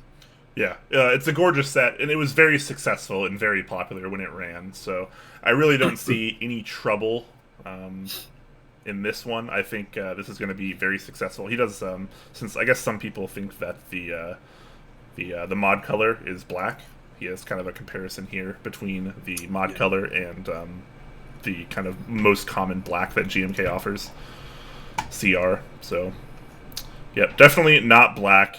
And very, very, very nice set. Yeah, very nice set and a good interest check as well. Some really good feedback in there from, I think Vomendoran's in chat actually, but he gave a load of really good feedback in there as well. So, good to see people really engaged for this set and ready for it to come back. Yep, so we'll check this out once again once the group buy opens up in March of 2020, starting with Novelties. Proxy still to be decided. Yeah, I think Wade's other set actually is just about to ship soon. Analog Dreams, that should be shipping soon, right? That's. Oh no, it was the other one that ran. It wasn't Analog Dreams that ran. It was Analog Dreams hasn't happened yet. Vaporwave, yeah. I was getting Analog Dreams and Vaporwave confused. Yeah, you're right. Vaporwave, yeah, that's probably coming up on a shipping time. It's been a while. It must be close. Yeah, I remember buying that a few months ago. So that must be close to shipping. Yep. All right. Next up, we're going to continue Rensuya's love of water-themed key sets with the interest check for PBT Aqua Goddess. And if you're unfamiliar with what this set is themed after, it's after a character named Aqua of a very popular manga and anime adaptation called Konosuba. I personally love this anime as well, so this theme right up my alley. And yeah, so he's looking for. I have no idea. Oh yeah, well I don't expect you to know about anime. I'll get you to watch an anime one of these days. It'll happen. Well, you said you were going to sit me down and watch an anime with you in when I was in Seattle, and that never happened. I don't even remember saying that, but yeah, no, I'll get you to watch something. We'll find something for you. Okay. Anyways, yes. So PBT Aqua Goddess, you might notice, especially in this title, that they don't have a particular manufacturer solidified yet, so there's no mention of whether this is going to be Enjoy PBT or maybe a new factory that we haven't seen yet, or maybe another factory we don't ever really hear about. He's not entirely sure yet who he's going with. It's still possible this could end up being through GMK or Cat, which is kind of interesting. So, very early interest check. Not a lot of details completely nailed down yet, but the set does look pretty nice, if I do say so myself. Yeah, what I do find quite interesting is that very first render at the top. The set actually looks quite different to the key set when it's laid out, and I'm not just sure if that's because of the coloured backgrounds or something like that. But I think it does look slightly different when I'm looking at it. in the actual Goddess laid out set. I think it could just be my eyes. It looks not a little particularly bit. on form today. It looks a little bit lighter in the Yeah. full layout. So I hope it's closer to the actual kit because I think it looks nicer there. Yes. And again, in terms of the kit, there is pretty much everything you could want in there. Multiple accent keys for escape, enters, all 3 types of enter in there. Lots of different layouts, 65% TKL, full size, anything you want, 65%, 60% HHKB. Lots and lots of choice in there. It's got my preferred method of doing basic ISO as well in there, so no ISO UK in the base, but it's looking pretty close. As well as that, there's also the Purity set, which I think I prefer actually. I think I prefer the white alphas with the blue mods, so this is kind of offering a white set of alphas, and again, offering the same coverage as the alphas in the base kit. There's the Trinkets kit as well. What do you think to these novelties, Brian? Do you like these? Yeah, I'm not in love with them. I feel like I'm a really hard sell on novelties because I find most of them are just too busy. They just kind of overtake the set. I think these are fine. I'm not in love with them, but I definitely don't hate them either. Sure. But I don't think they're for me. I do love the colorway of this set. I think all the colors work really well in this set. I think it really kind of comes to life. This base kit is kind of ridiculous. There's 12 enters in this base kit, which is kind of interesting. Yeah, four ONSI enters, 4 ISO enters, and 4 numpad enters, which is a lot of enters. You can almost do an enter kit, right? Yeah. I mean, it's kind of cool, and obviously this is going to make more or less sense, maybe depending on the manufacturer that they choose. Yeah. So yeah, I'd be really interested to see where this ends up, whether it's Cat, whether it's GMK, whether it's some kind of cherry profile PBT manufacturer. We might see the kit change based on what they finalize there. For sure. But it'd be interesting to have a kit with 12 enters. Yeah, and one of the sneaky suspicions I have on this and where it might run is based on some of the renders further down. I have no insider knowledge or anything like that. This is all supposition from my end, guys. But right at the very end, there's 4 or 5 renders on a TKC keyboard, which looks great. It's in that blue. And as you guys remember, Jason's actually just done the group buy for the die sub cherry katakana sets and all of those. So I've got a set here that I got through the post from kindly the other week. And the die sub on those is pretty damn good. So I'm wondering if the TKC boards have been included, because that might be the opportunity for die sub PBT with Jason. Yeah, definitely. I remember I got to check out the prototype of the Katakana PBT set before he ran it. He sent it over to me to check out, and it was very good. It felt great. It looked good. The die sub work was very nice. The price was quite reasonable, even for the reverse die sub options. So, it'd be nice to see maybe more things ran with that particular manufacturer.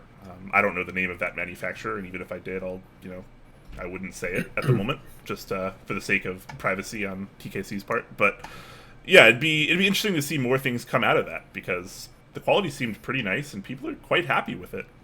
Yeah, I showed it off on stream when I got the kit in the production one, and I was really, really impressed with the dice. I mean, especially the reverse dice. I mean, it's very clean, it's very crisp, it's very nice. It's something I'd like to see other colorways run. In fact, Jason and I have been talking about other options for different key sets as well. So, I'd be interested to see what this looked like with Jason and Helm on running it. So.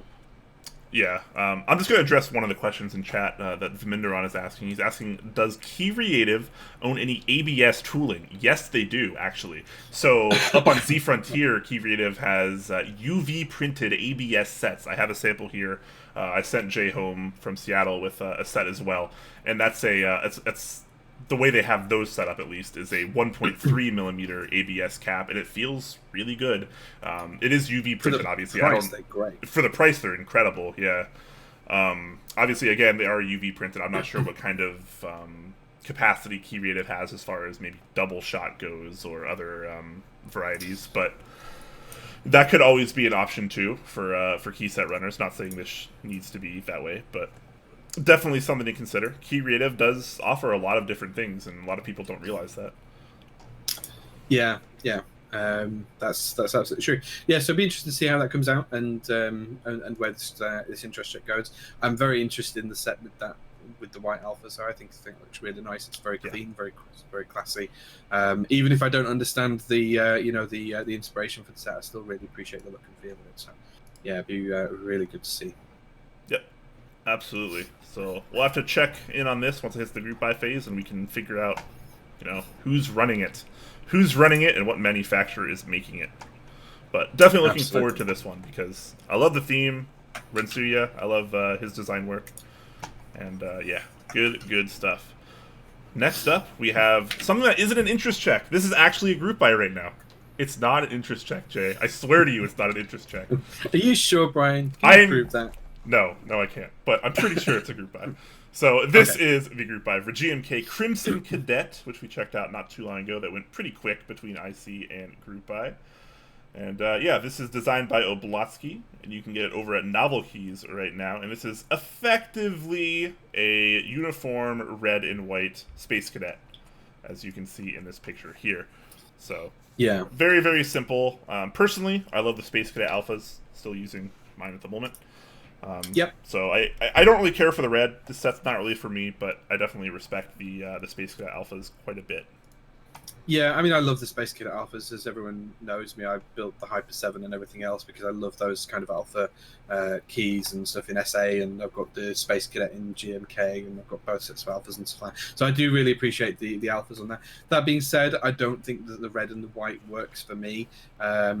Red key sets are always difficult to pull off, and I think this one's matching the Lego red because that's a nice RAL color and it's easy to color match for GMK, which is fine. It's a great color. I'm just not sure if it's too much on a board for me. Like a blue is a nice calming color. Red's quite an angry, aggressive color, and I think that for me personally, it just doesn't quite work. That being said, if you guys do like this in terms of the base kit, lots of coverage here, even though it's a simplified base kit. So you've got TKL 65% ANSI. 60%. You can do HHKB, Sangan bottom row as well. Yep. There's basic ISO coverage in there with the 2 pipe and backslash keys if you want that as well. One kit I do like, which I think would be a good accent kit for other sets, is the symbol set, because even though they're the red and white, it's got the traditional thumbs up and thumbs down and the other arrow keys and pointing keys and Roman numerals that we've seen in a multitude of other sets and other availability. I think we first started to see these when OTD ran their first key sets, and then they ended up with some similar ones in the Rounds key sets that 7-Bit did on Authority, and now we're seeing them in GMK as well. I think we did see them in the original Space Cadet one as well, but they could be a good accent set for other boards and other key sets as well. And then finally, jumping onto the spacebars, just a standard small kit for spacebars, which offers split spacebar support and those 6U sensor and off-center SEM spacebars if you need those as well. Yep, definitely. So very, very pretty simple set, but a lot of people totally into that. I respect it. So yeah, that's open right now. You can get it at Novelties, as well as other vendors, depending on where you are. In the EU, it's going to be mykeyboard.eu. All across Asia, you can get it from Z Frontier, and of course, the Oceania, Australia, is going to be Daily Clack. And it starts at, if I recall, it's 115. Yep, in the US, at least, it's 115 from Novelties. So, pretty inexpensive set. Not too shabby for the compatibility that you get. Love seeing sets that cheap. Dixie, I can see you posted in chat as well saying it's not crimson. I agree, it's not crimson. It's red. Yeah, but at the end of this interest check, I don't know. I might be missing out on the meme or something. I don't know what the backstory is here, but it says, but that's not crimson. It's just red, because someone apparently said this in Discord. So I think that was actually Zambamore when he was going by a different name in Discord that said that. Because that's Zambamore's new logo. That's there. True. So. That's true. Yeah. So I don't know. Maybe it's like an inside joke or something. It's very much red, as far as I'm aware. I mean, even being colorblind, I know that crimson is typically a much darker red. Yeah. Okay. All right. Moving over. We're back. Don't worry, Jay. We're back to GMK Interest Checks. Oh, phew. I know you were worried, and don't worry. I got you covered. We're good here. So Our favorite keyboard QMK wizard is back, Mech Merlin, with an interest check for GMK Gold Rush in collaboration with Project Keyboard. So, bam, GMK Gold Rush. And remember earlier when we were talking about how interest check should have color samples with other sets that it could be similar to, that way that you can see the differences. They sort of did that here, but instead of actual renders and color samples, they just used text. It's close to this. It's not close to this. It's similar to this. It's not similar to this, etc. Which I thought was kind of funny and kind of cute in a way. Your audio is cutting out to me, Brian. I'm not sure if it's cutting out on stream, but it's Am I? cutting out to me for a second there. Okay. Can you hear me now? I can hear you, yeah. I just don't want it to go on stream. It doesn't matter if I can hear you. I just don't want it to go on stream. Yeah. I mean, in theory, you guys are hearing the same things. I'm just going to double check. Yeah, it was saying that we were fading in and out for a second. Yeah. Okay. Hopefully I'm okay now. I'm going to move the mic just a little bit closer to me. I think it's just Windows automatic adjusting or scaling or whatever they call it. Yeah, which is stupid, and that should be an option to turn off because I hate it. Yeah. Getting back to the set though, now we're back on track. As you were saying, there's a couple of comparisons. So GMK Cafe, Yellow Jacket, MG Ember, and JTK Yolch. There's some really good comparisons with there. It'd be nice to see those physical comparisons, as you mentioned before. Nice to just get a render of those. You can always just do one image with a render with all of those sets in, so that you can see what they look like. I think that'd be very useful. In terms of this, though, they are RAL colours, all RAL colours. They are custom ones, though, as well, so that means that the set's going to have a 250 MOQ, and it is going to run on Project keyboards. The kits aren't finalised yet, so these we won't go into too much detail from the kits. Just in terms of the base kit, it looks like pretty much everything is in there, but everything's up for discussion at the moment as well. So I think that may or may not change. We'll cover that when it gets to Group Buy, and we know for certainty what's on there. Just looking at the novelties, I think these are quite interesting. There's some very interesting novelties in here that fit the theme of the name of the set. So what do you think of these, Brian? Do you like these novelties? They're pretty good. Again, just like I mentioned last time, I'm pretty hard to please with novelties. These are a little bit more simpler. They're not crazy busy, and I think they, very rudimentarily fit the theme. And I do like the text-based novelties as well. The Sift. The backspace Sift, I think, is quite good. That's great, King. Even though it's different text, and I kind of get a little triggered mixing fonts, but whatever. It's just personal. Yeah. But yeah, no, I like them. I like them. Yeah, I think it does look good. I think they're really interested. And just to call it as well, that as there is a Gold Rush special, to fit the theme with rushing for gold, Mech Merlin will be offering a limited quantity of 24-karat gold-plated novelty keys. Exact numbers and how to get these are still to be determined, but that will be available as well if you are interested. So what do you think to the set itself then, Brian? Do you like this, or is this for you? Yeah. Or no, it's good. It doesn't blow me away, but I mean it's nice. He's got a theme. I think he's got a pretty good layout here. Obviously, the base kit coverage, like you mentioned, is actually like really good. Hopefully it stays that way. Novelty's pretty good. One thing I had to chuckle at just before stream because I don't know, it just looks goofy. If you check out the render of the FC65, you can check out the bottom left control and super compared to the left alt. Oh yeah, so the text's been moving. The cap itself are they're a little too far down, and the right alt I think it's a little too far to the right, close to this blocker.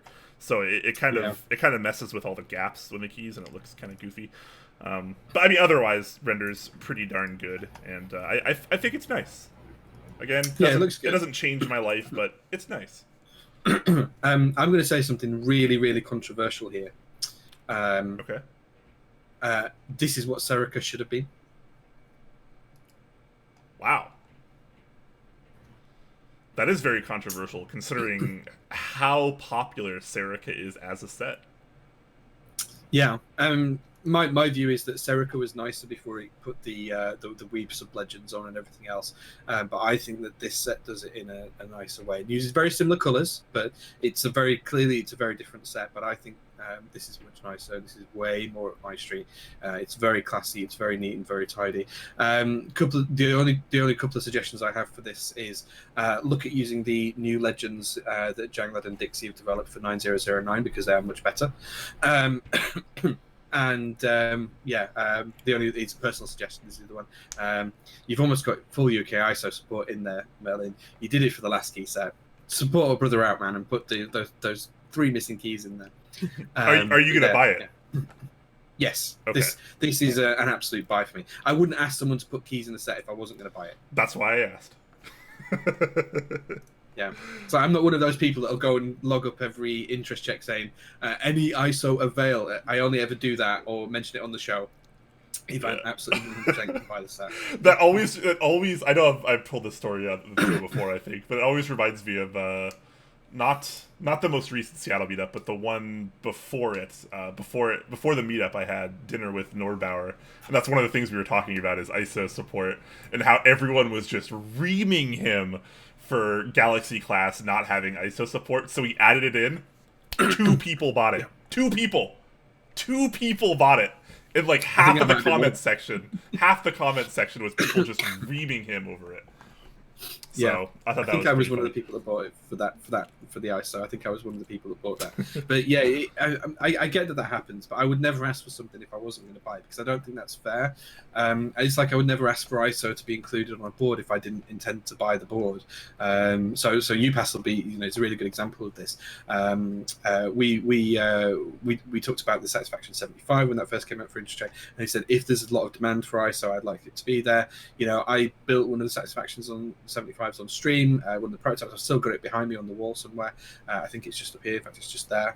And I reached out to him and I said, look, I really would like ISO support on that board. He was kind enough to build it into the PCB. I think we arranged for me to have a specific plate for it, and I think he's arranged for the plate files to be up in the group buy. But I would never have gone and asked that if I wasn't interested in having the board, because I think that's just a little bit obtuse, and I think that's not really a fair way to do things. So yeah, I all for supporting different layouts and being inclusive, but if I'm not going to buy it, I don't feel like I have a right to go and ask for that to be included. But I think that's just disingenuous to the hobby. That's fair, yeah. Shout out to 10 Strong, who subs with Twitch Prime for 5 months. Thank you, sir. Appreciate that. So yeah, bam, Gold Rush. I think it looks pretty good. Yeah. The one thing I'm waiting for this one is this is just another recolor of GMK Cafe, right? Well, it's just Olivia with different colors. Yeah, simply, yeah. Yeah. Just Olivia with different colors. No big deal. All right, moving on. Don't worry, we're not done with GMK Interest Checks yet, Jay. I know you were worried, but I got you. I got you, bro. Tom Bree coming at you with kind of a bit of a throwback, actually. So this is an interest check for GMK Toxic, which has never been ran in GMK before. Originally, I had to actually look this up because I forgot it. The DCS run of Toxic was in 2014, and the JTK run, I believe, was 2016. So, it's been a little bit since we've seen an iteration of Toxic, and this is kind of one of those colorways where I feel like it's a very love it or hate it sort of affair. When did the SA set run? Was that 2017, I think? I didn't know SA Toxic existed. I'm not gonna lie to you. Yeah, it exists. Yeah. I remember the JTK run, and I think the DCS run was as I was coming to the community, or maybe even a little bit before. So right, okay. See, I still have the DCS sets somewhere for this, I think. Yeah. As you say, it's Tom Breeze coming back. So this is in conjunction with Control Alt as well. So it's a really interesting take on how to recolor Olivia. What he's done is he's taken the Olivia colors and nice. Nice, I like that. He's gone for an all themed top row in the base kit, and this is just harking back to the original Toxic colors. So effectively, it was this bright neon green color that kind of ran all the way across the top of the board on the Numbro, and then you kind of had the dark monochrome set underneath, which is kind of like a dark grey, almost black, with that green, that neon colored legend as well. So very much the same in this kind of vein. A few different accent keys. The base kit covers most things, including Tangan 65%. You'll do HHKB, full size, TKL, pretty much everything's there. ISO support's included as well. Yeah. As well as the alternative, the more appropriate colors if you like just the correct, the more simple. Yeah. So as you can see, both top rows here, or both num rows here. Correct. You get both options. So yeah, decent base kit. You have the basic ISO support, as well as numpad, of course. Where are you supposed to put this row 3 1U toxic key? Is that like specifically like a 65-75% thing? I don't know. I mean, for me, if I was going to use it, so on this base kit, it's got ISO done, basic ISO coverage done in the wrong way because for me, it's got the 2 same legends. So I would use that toxic key next to the ISO enter key personally, just to break up the set and not have 2 same legends. Other than that, I'm not really sure what it's there for. I assume it's for 65%, so you put it in the far right column, but yeah. Don't get me wrong. I'm all for text-based novelties. Love having it in there. I was just curious exactly what it was. Yeah. I think it looks better on the bottom row, where we've got it for the Sangan bottom row. You've got the toxic keys in there. The ones look better there. And of course, it's got for the 1.25 U's if you're using the 6.25 U bottom row as well. But yeah, pretty interesting. So he does have a couple different varieties too. You can get the different mods, the alternative mods here, the toxic ones, if you're looking for a much more brighter kind of color aesthetic. And of course, there's going to be some very intense novelties as well. Toxic always been kind of one of the really interesting colorways of the community, where it's like it seems like a very love it or hate it affair, very polarizing. Personally, I can't stand to look at it, but I feel like that's part of the charm. Maybe it's not one for me either. I've got to be honest. I still have DCS Toxic somewhere. I might even have the SA version, but I've never used either of them for any length of time. What I will say though is I do like his own personal edition to the novelties. I think I do really like these. The skulls that you can see on the vertical enters. So for the numpad enter and for the ISO enters, again, the two best novelties in this set. That kind of hole punisher kind of skull dripping look. I agree. I really like that. Yeah, I actually think the Desolator kit is just way better than the normal Toxic novelties to begin with. Yeah. This kit just makes so much more sense to me. But yeah, regardless, I imagine that this is definitely going to happen. And yeah, so if you guys wanted more toxicity in your life... Well, the interesting thing on this one is it's going to run on originative as well. So it does say the US vendor will be originated. So it'll be interesting to see if they follow their traditional business model of buying all of the kits and allowing people to join at that point, and then just having them in stock for a price later on. It's true. But not sharing with other vendors, or if that's actually going to open out and be a traditional group buy where they'll just have a proper group buy price and otherwise. Because if you look at the last one that they did, I think it was Deep Space or Dark Scale. I can't remember which order it was now. But effectively, you could join at a price that was significantly higher than most other base kits at the time. But it was because they were effectively buying out MOQ, irrespective of how many people joined as a pre-order rather than a group buy. So yeah, it is interesting. Yeah, definitely. Sorry, I'm losing my voice. I do apologize. I'm losing my voice. It's all good. It's all good. I got you. I'll try to hard carry, Jay. It'll be okay. It'll be okay. So yeah, originative.co.com, just like you said. Pretty common. They always work with control-alt.io. And obviously being a traditional control-alt.io colorway, if I'm not mistaken, they're going to be running it through originative. Nothing out of the ordinary there. But yeah, if you've been wanting Toxic but aren't a fan of DCS or you can't find it and JTK Legend inconsistencies got you down, this is going to be your higher-end GMK alternative. All right. Let's move away. Let's move away from key sets for a second. As much as I know you want to cover more GMK interest checks. we have missed one, and Eskimojo and McVell and a few other people talked about it in the chat right now. Originative is running a group buy that we didn't add, and I have seen this. I forgot to add it to the list. Really? They're running one called Wasabi at the minute. Should we take a really quick look at this? Let me get it. Yeah. When you open it, put it in Twitch chat too. Yeah, I'll pop it straight in Twitch chat. Give me a second. It looks like the site's down actually. Everyone just crashed the site. Oh no. It's up. It's just the actual homepage is down. Let me see if I can find it. There we go. All right. Okay, so putting the interest check page up now. So Eskimojo was there just before me, beat me to by about 5 seconds. There we go. Okay, bam. GMK So Wasabi. Okay. Yeah. Okay. This is GMK Wasabi. There is you could probably open that image in a new tab to get it a bit larger as well, Brian. Yeah. It's quite small, but this is effectively a dark grey with green, a pale green wasabi coloured legend. So it's a monochrome set across the whole piece. It's a very, very small base kit. There's no numpad. There's no ISO support. It's got 2 options for the bottom row, and it's $109. So it's pretty cheap. And is this okay? It's not in stock. Okay, so this is actually this is a group buy. Yeah. This is a group buy. Yeah. So the group buy ends on the 18th of October, and it's expected to ship next year. So in July next year as well, which is quite a way out actually. The 1st of July next year is quite a way out. That's because. Oh, is that January? Sorry, it's January. Because, I'm reading the date in UK. You're forgetting Originative is a US-based company. yeah. You guys do in the US doing dates that way around. So silly. I love you, Jay. Bear in mind, it is 3:20 in the morning. I'm not very well, and it's fine. Actually, I even as an American that is used to formatting dates like this, I wish we didn't do it. I really wish we didn't. It should always be day, month, year. It shouldn't be month, day, year. That's just funky. It just makes no sense, right? Yeah. Month, day, year. Why? There's no real reason to do that. And I would love to just swap over to a more universal standard with consistency. But, hey, that's just me.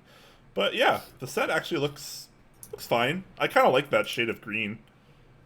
Yeah, I think I do too. It's not a buy from me because I don't like the sub-legends on this particular set. But I get why they're there. I get why it fits the theme. Interestingly enough, they've chosen CR for the color, but it looks more of a dark grey than a black. It really doesn't look black. Yeah. Very interesting. So maybe the renders a little... CR is the same black that is used on white on black, isn't it? Correct, yeah. That's very, very black, and this does not look very black at all. No, this looks slightly greyish. This looks more like, it doesn't look like, the black that we expect to see with CR. But the 3A colour is really nice. I have some GMK sample caps here, and 3A is something I've wanted to play around with for a while, so I do like to see that. Excuse me. Yeah, looks good. Yeah. Looks pretty good. Obviously, support, like you mentioned, very, very limited. You're not going to get ISO support here. You're not going to get numpad. This is pretty basic. So, but that's probably why they're trying to keep the price down to $109. So, trade-offs, I guess. Still not, it's still not nearly as much compatibility as something like what did we just check out? That was $115. Crimson Cadet. Crimson Cadet had quite a few more keys in the base kit, even though it wasn't a very full base kit to begin with either. But for only $6 more, you got a lot more keys there. So kind of a bummer. Or Violet on Cream, which we saw recently too.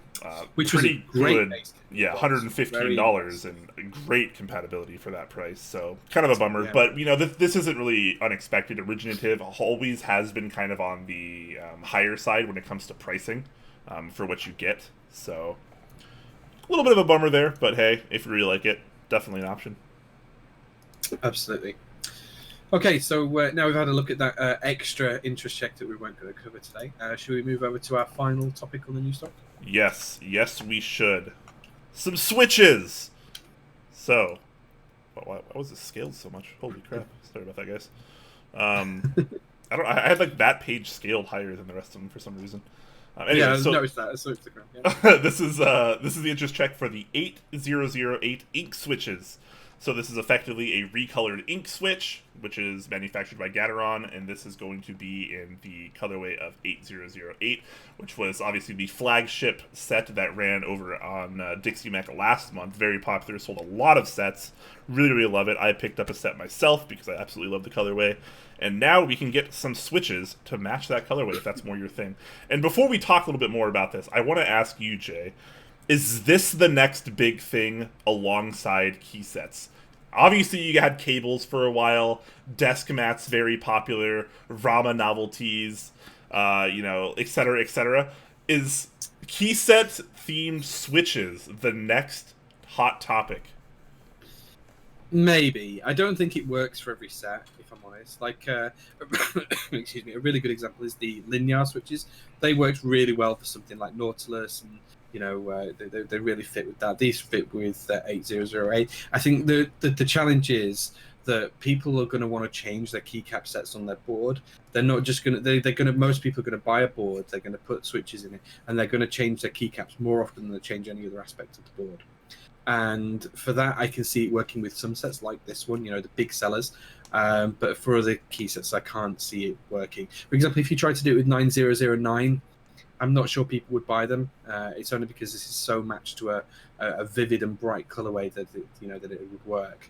I just can't see it working for some colorways. It would, entirely depend on the actual colorway. Something like Cafe as well. I can't see how you could get a switch to look right with that. I think a lot of people would probably pick something like the Koala switch as a close match, and if they were going to go for that. But some of the flashier sets, maybe. Yep, fair enough. So how do you feel about the way this actually looks, though? The switch itself. So I think it looks fine. I think it works quite well with the top and the bottom being different colours, and then the pink to match the legend colour in 8008. What I'm really, really more interested in the fact is that inks are great switches already, and these ones are going to be opaque versions, so they're not going to be the translucent, smoky versions that we're used to. These are going to be opaque. But what's more interesting than that is that these are actually going to use the best spring in Gatoron's range inside them. So they're going to have the Gatoron yellow spring. So these are effectively recolored yellow Gatorons with opaque housings using the ink tool set. So that's going to be really interesting to see what they feel like. Yeah, definitely. So the price here is going to be 75 cents a switch, which, maybe a little on the higher side of the custom switch territory, but at the same time, it's within the range of ink switches versus the standard Gateron lineup, which is usually much cheaper. So obviously, ink switches sell for around 75 cents a switch. It would stand to reason that recolored inks would sell for around 75 cents a switch. So while that might seem a little high, it is well within the realm of expectation, I feel like, with this particular line of switches, because the ink lineup is a little bit more premium compared to Gateron's more standard lineup.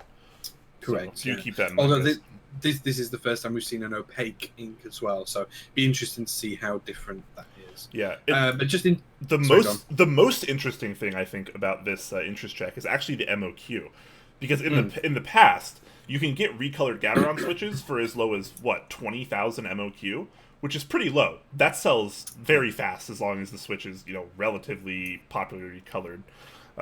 Matches the theme well enough or something. Here, the MOQ is 100,000 switches, which is quite a bit higher, honestly. That's one of those numbers where I feel like the community could definitely hit it. 100,000 switches, not terribly ridiculous, but it is, considering we're used to seeing a 20,000 MOQ for recolored Gaterons, this is 5 times higher. He does say that if he does get to 50,000, he will himself buy out the other 50,000, so I have no doubt this could hit 50,000.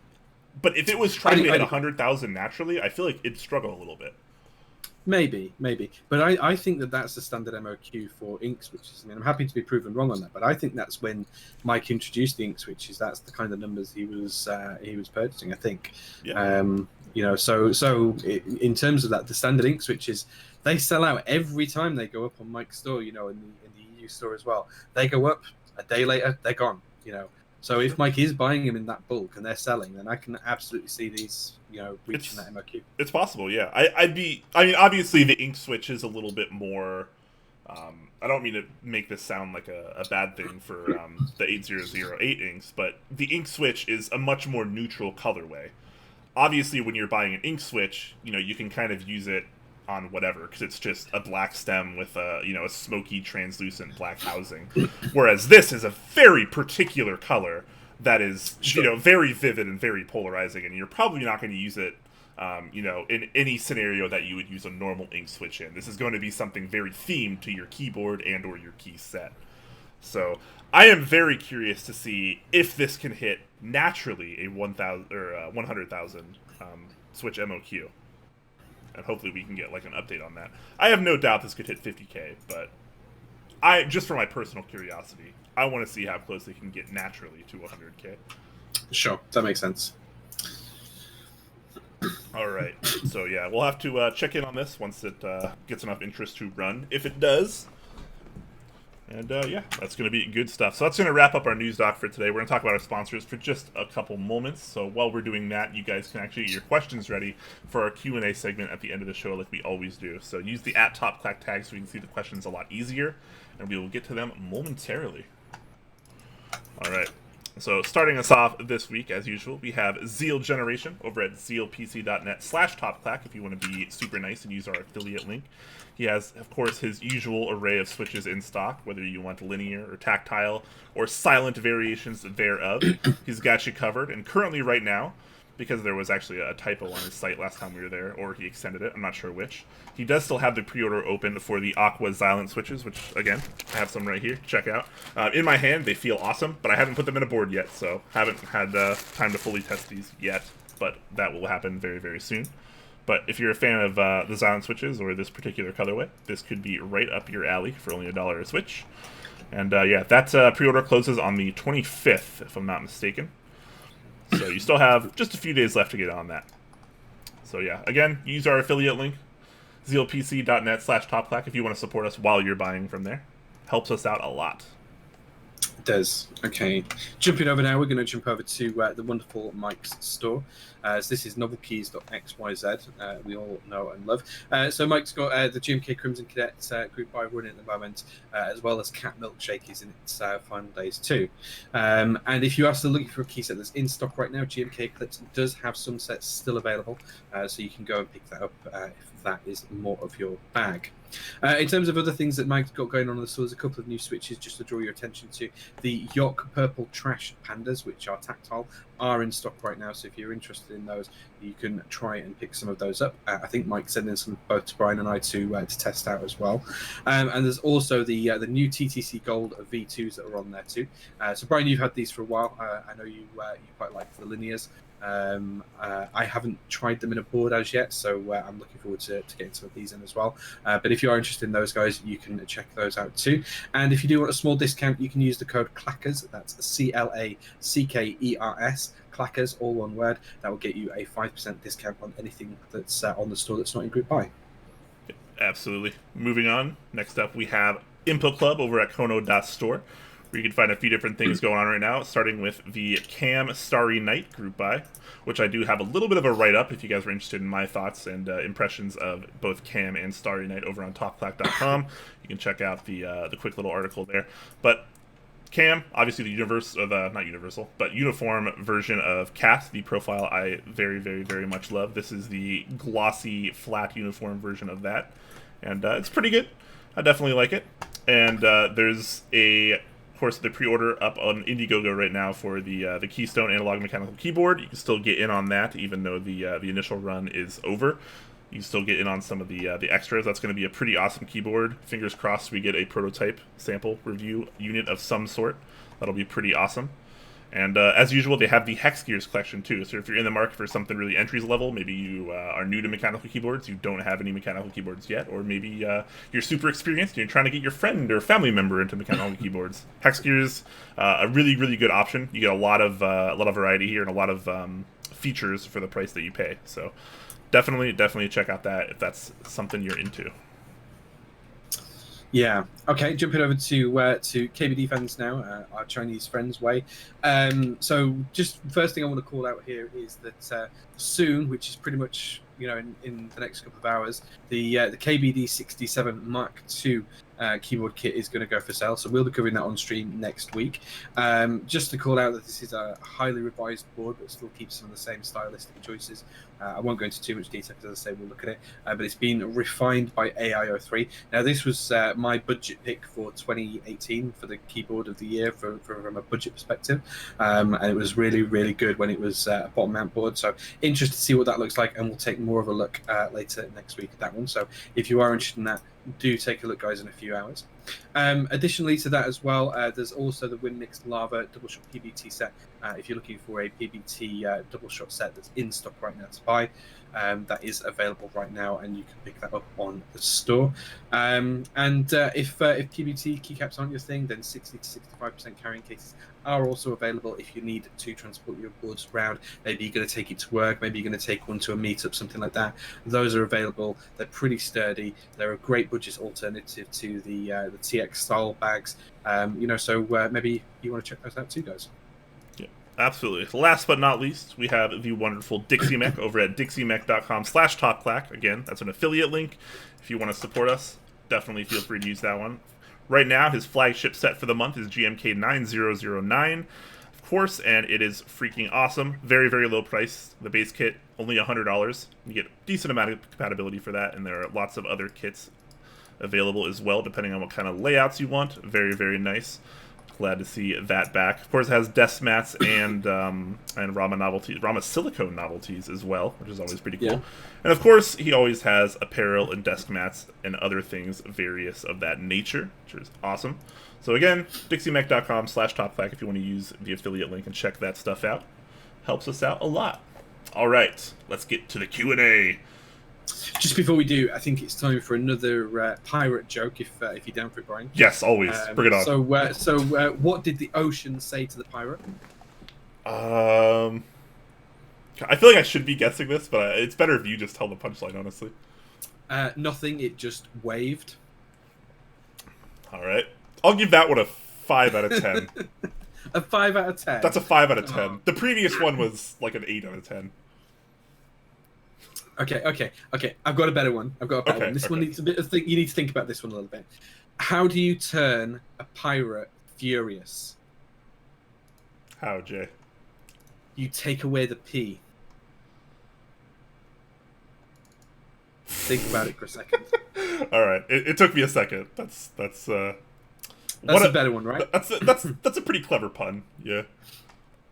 Okay, and one last one for a really, really silly one. We might do one more at the end, but why did nobody want to play cards with the pirate?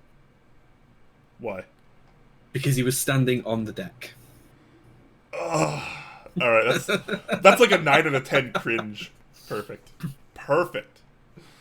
All right, let's see. All right, let's get back to the Q&A, guys. Again, if you guys have questions, use the @TopClack tag in chat. You can check those out. Keep those coming in, and then we will head off afterwards. Langlandia asking, if a movie of your life were to be made, who would you want to play you and why? Wow, a movie of my life? That's an interesting question. So I've got an answer for this. Cillian Murphy, if you guys have seen him from the Peaky Blinders or other shows, he was in Sunshine. He was also played Scarecrow in Batman Begins and Batman Returns. I think he'd do a great job. He does a great UK accent. I think he's Irish, but he does a great Northern English accent. So I think he'd do a really good turn as me. He'd have to put on some weight though, because I'm a lot fatter than he is. But... I've never thought about this before. Can I go with? I'm gonna go with Hugh Jackman because he's a very attractive man. That's my reasoning. Wow. And obviously, I am also a very attractive man. So sure. The math, you can't argue with the math, really. No, but seriously, I really don't know. If anyone in chat has any ideas who would be playing me and why, definitely. I'm just gonna pawn this off on Twitch chat. That's really, really professional, right? Yeah, that's what you do. Easy. That's it. Who do you think, guys? I don't know. What do you think? It's something I've never thought about before. Did you ever watch a show when you were growing up called Harry and the Hendersons, Brian? I've heard of it, but I never watched it. No. Okay. I didn't really have TV growing up. I think was in the woods. I think Harry would be able to play you perfectly. Okay. No, I'll have to do some YouTubing after the show. yeah. I'll make sure I'm disconnected from voice chat before you do that. Oh man! All right, so you're insulting me. Got it. Easy. A Holland 909 is asking: the keyboard community is growing really fast. What things do you think that needs to change with group buys to make it more mainstream? Do you think that the platform of Geekhack and Reddit is just too niche and Massdrop just missing a beat? I don't know. It's a good question, but I feel like I feel like you're assuming that things are either currently going wrong or things will go wrong. Whereas I don't think it's that. I mean, what things do you think need to change with group buys to make it more mainstream? So I don't think the keyboard community is ever going to be mainstream, depending on what you view as mainstream. Is gaming, is that mainstream? PC building, is that mainstream? At what level are we talking about here, and like what is the exact definition of mainstream? Because I don't think keyboards will ever truly be mainstream. We're always getting bigger, obviously. I mean, yeah, it's never going to be like the size of the hobby for people who build cars or like cars or play certain sports or anything like that. It's never going to be that kind of size. But I don't see why it can't be a 2 million people hobby. I think for sure, yeah. Which is in the grand scheme of things, that's very, very small. That is incredibly small in the grand scheme of things. For sure. I think that's probably where I see probably the upper peak at the minute. I might be wrong. It might never get there, or I could be completely wrong the other way, and it might get way past that. Realistically, the best estimate we've got is RMK's sub count, which is not a great measure at all. Terrible. And that's around 450,000 members last time I looked. It's not a great count. It's a terrible metric to use, but it's about the best we've got. Yeah. What I would say is I think that the challenge for people entering right now is that information is so disparate and it's so all over the place, and there's no one easy way of getting into the hobby. It's kind of like you'll see a video or you'll see somebody using a board, and you'll kind of be around the periphery of the hobby, and then you'll slowly start to work your way in. The actual core community is quite small in terms of the names that you see quite often and stuff like that. There's probably only 600-700 people in that really cool community of names that you see all over the place, and then it starts to gradually get out. And the further out you get, the less people are involved on a daily basis, and the more they just drop in and out every time they see something. Like, I think the biggest challenge to increasing the hobby and trying to increase the range of the hobby is how do you make all of these group buys or all of these sale items, all of these vendors more visible on a general scale. And I think Massdrop is probably the biggest opportunity in that space right now, purely because they're not just a keyboard company. They've got all of that other stuff that they deliver, and they've got millions of customers, which is why we saw originally the first sets to hit 1,000 base units were all on Massdrop, and it's only this year where we've actually started to see that from other vendors too. What I would say is that Massdrop maybe, in my opinion, have taken their foot off the gas on the mechanical keyboard side a little bit over the past year. They haven't had as many high-profile sets running there because they only run one a month, and people have been going to other vendors to make sure that their sets get made, which is why you see that Mike's got a backlog going out 6-7 months. Cannon Keys is now looking at January, February, March, April time before they can start to run more group buys, things like that as well. So I think visibility is for sure one of the big challenges we've got right now. But RMK is probably where most of the people get into the hobby through Reddit. And we need to start expanding that. I don't have all the answers. I don't know what the answer is, but I think visibility for the hobby and how we communicate out to people who are right around the peripheries or just about to enter, that's going to become more key. Yeah, I think a lot of it is going to be how we can start branching out to grabbing people in hobbies that are similar but not keyboards, i.e. PC and gaming being like the two main ones.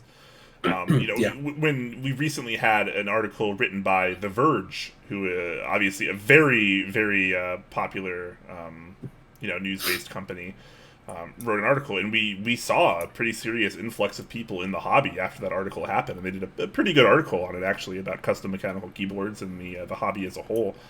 And it brings people in because that's how we have to do it. And people like Nathan Kim, who are doing a great job as well. He's pioneering himself into like other hobbies and bringing people back into keyboards.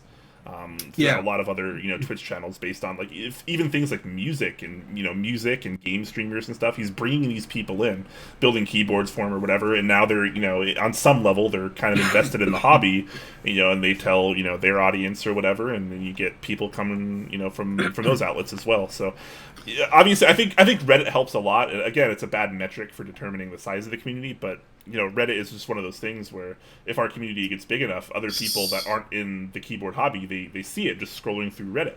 They'll see, they'll scrolling through the top page, and they'll hit news articles and whatever, and then they'll hit like pictures of keyboards and like, oh, what is that? And that kind of brings people in. So we need more things bringing people into the community, I think, is the primary issue here. What really helps as well is people like Random Frank P doing keyboard videos. He's got a couple of million subscribers or whatever it is, I can't recall, but he has what, 1 million views of videos, something like that. I don't know the numbers, I haven't looked, but people like him building custom keyboards. I think he built a Grid 600 recently. He's now started up a series where he's featuring keyboards, and one of my designs may be featured in his next video. Ooh, fancy. Things like that really help. And stuff like that's really going to grow the community. So as you start to get people who've got audiences and got followings already, I think that's a really big opportunity to grab hold of and really use it to grow the community in the right way. Yeah. Although we didn't really cover entirely his main question, which is what needs to change with group buys to make this more mainstream. I don't think it's the group buys. I think it's the visibility. Exactly. Yeah, I mean, the larger it's obviously goes without saying, the larger our community is, the better all of our vendors are going to do. All right, moving on. Next question from 10 Strong asking, I feel stupid asking, but is it actually better to install and then mod Alps? My instinct would say do it before, but looking at the reassembly when not soldered, it almost looks like more trouble. Okay, so a lot of people that may not be familiar with Alps, you might not know that Alps open from the top. So even when they are actually soldered into a PCB, even if there's a switch plate, you can still open Alps. So depending on what you're doing, maybe what kind of modifications you're doing, it might be better to mod them whether they are in a board or out of a board. It kind of just depends on the mod. I don't know of any modification you can do for Alps that you can't do in the board because of the way the Alps switches are put together. And if anyone wants to see this, you can actually go and watch my last stream, because I did an Alps build, and I actually did take an Alps switch apart whilst it was into the plate and soldered into the board as well. But effectively, I don't think it really matters. It's whatever's easy for you on Alps. For me, the two key things are to lube the slider and also to lube the spring. Now I prefer to use an oil for the spring and a PTFE powder for the slider. But other than that, most of the mods, paper modding and all that kind of stuff, you can kind of do because it's a two-part housing system, and everything goes into the top part, and then you just clip that back into the switch. So you can do pretty much everything in terms of modding. There's very little that you can do to the bottom housing to increase or to improve Alp switches. It's all in the top housing and the slider and the stem and the tactile configuration, depending on what that is. To make it really simple for people that don't know, the Alp switch is kind of like an insert that sits inside a bottom piece, and you can just open the bottom piece whilst it's in the plate and take the insert out. And then inside the insert, you've got 3 grooves that run, so it's like a rectangle that's got 3 shelves in it almost. You have a shelf for the tactile event, if there is one. You have a shelf where the leaf sits, which is actually stuck in the base. And then you have a slider as well, which has got the spring coming out of the base of it. So you can basically mod all of that inside and then just slide it back into place and put it into place, and it will work just fine. So my personal view is do it however it feels easiest to you. Try putting them in a switch holder or put them into a plate and see if it's easiest to lube them and modify them there. Or if that's not working for you, just take them out and then do them manually on the side. Personally, I do them before I build the board because I like to prep my switches in advance. Yeah, that makes sense. I think ideally I prefer to do things when they're like stable in something. So whether that be a switch tester or the board itself, I find it easier than just like, I have big clumsy hands. I don't like messing around with tiny switch parts any more than I have to. So having something kind of solidified in a board is usually easier for me, at least. Sure. Okay, moving on. The next question comes from Blue Note, and he says, tell me about Crystal Lube and its properties. I've still not got massive amounts of experience with Crystal Lube, so I'll let you take this one, Ryan. So I've used Crystal Lube in a few different switches, and I find it pretty darn good. I don't think it's quite as good as some of the other lubes on the market. I think a lot of the Crytox ones and Tribasis lubes are kind of just better overall. Crystal Lube, some people call it forgiving, and I guess it kind of is sometimes, but it's also a little gritty, I've noticed. It's not like a huge deal. I'm just being really nitpicky here. I think it's still fine. I think it's still very usable. Obviously, things like Crytox and stuff are, way overkill for almost everything that we do in this hobby to begin with. So I think Crystal Lube probably falls in that same category as well. We just like being fancy and using, nicer lubes, I suppose. But I don't really know, like, the properties, like, scientifically, because I've never really broken it down. I've never really thought or honestly cared to look. I think it's a fine product, and it's a good alternative, and, depending on who you are and what you're doing and where you are, maybe if it saves you money, it could be totally worth it, but, that's pretty much all I can really say about it. I think it's fine. It's a decent lube. It's a good alternative. Good answer. Scrolling down, Geo, Boris Johnson would not make a good me. Yes, I will hit you for that. Please leave the stream now. Frosty says Mike Tyson would make a good Quakeums. Mike Tyson. Really interesting. Okay. I don't know. I think he's a little bit more aggressive than you could ever be. Maybe modern day Mike Tyson, where he's quite a nice bloke. But Tyson in his prime was terrifying. If you're a boxing fan, and I am, Tyson in his prime was a terrifying prospect for any fighter to go up against. Oh, Mike Click says Kevin Smith. That could be a good one. I think Kevin Smith could probably do a good me. Yeah, he needs to be on stilts though. Let's be fair. Yeah. He's only a short guy. Nebulin says Seth Rogen. I get called Seth Rogen at least twice a month at work. Because apparently I sound like him, or I laugh like him, or I look like him, or something. Every couple weeks, There's always a customer that's like, who you remind me of? And I'm like, let me guess. Is it Mr. Rogen? Fair enough. Next question comes from Boy314. He says, how does isolation mount POM compare to top mount POM? You're comparing two different things in two different ways. You're actually comparing two different mount styles based on the plate material. I would very much not do that. I would compare the mount styles in isolation and then talk about what the plate material gives you. So the mount styles, top mount is connected to the case via screws screwing vertically upwards. That's going to pass any reverb or ping from the plate, if there is any, depending on the material it's made from. And it's also going to feel a little bit firmer in terms of any bottom out or anything, because it's much more secure. Isolation mount basically stops any part of the plate touching the case, so there's no chance of any reverberation or ping from the plate passing into the case. And it's also going to have a slightly softer bottom out feel, because you've got something squishier underneath the plate in terms of your type of feel. In terms of POM as a material, it's quite flexible, it's quite soft, it offers a great rich sound. I think that's the way I would describe it, as a rich sound. It's one of the more interesting plate materials on the market right now. In fact, I've got a POM plate just here that I need to build with at some point. So you can see it's really flexible stuff, 1.5 millimeters, much more flexible than something, say, carbon fiber, which is quite rigid and firm and doesn't flex at all. So, take that as you may. Yeah, I totally agree. As someone that has both a top mount palm plate keyboard, being my Sirius, and a isolation mount palm keyboard, being my Kepler currently, I totally agree with all of that. Absolutely, it's a pretty soft typing experience either way, just because the palm really is very soft, and it does a great way of kind of deepening that sound. I love that sound signature. But yeah, it doesn't feel terribly different, but again, the isolation mount does feel a little bit softer because you're typing into a gasket versus typing into screws or standoffs or anything else. Yeah. Next question comes from Wolf Rival. He says, Top Clack, Brian Seth Rogen. No, he isn't Seth Rogen. People have been suggesting Seth Rogen to play him. One Bitoko, whose board we were looking at earlier on, right at the very beginning of the stream, says Leo DiCaprio, but I don't know if that's for you or for me. I assume it's for you. Maybe. Someone else, Dixiemech, says Ricky Gervais and Seth Rogen. I feel like Ricky Gervais would do good for either of us. Yeah, well, I don't know. I mean, he's like 20 years older than either of us, and yeah, I don't know. I don't particularly like Ricky Gervais. Maybe that's why I don't. Oh, really? Okay. Don't know.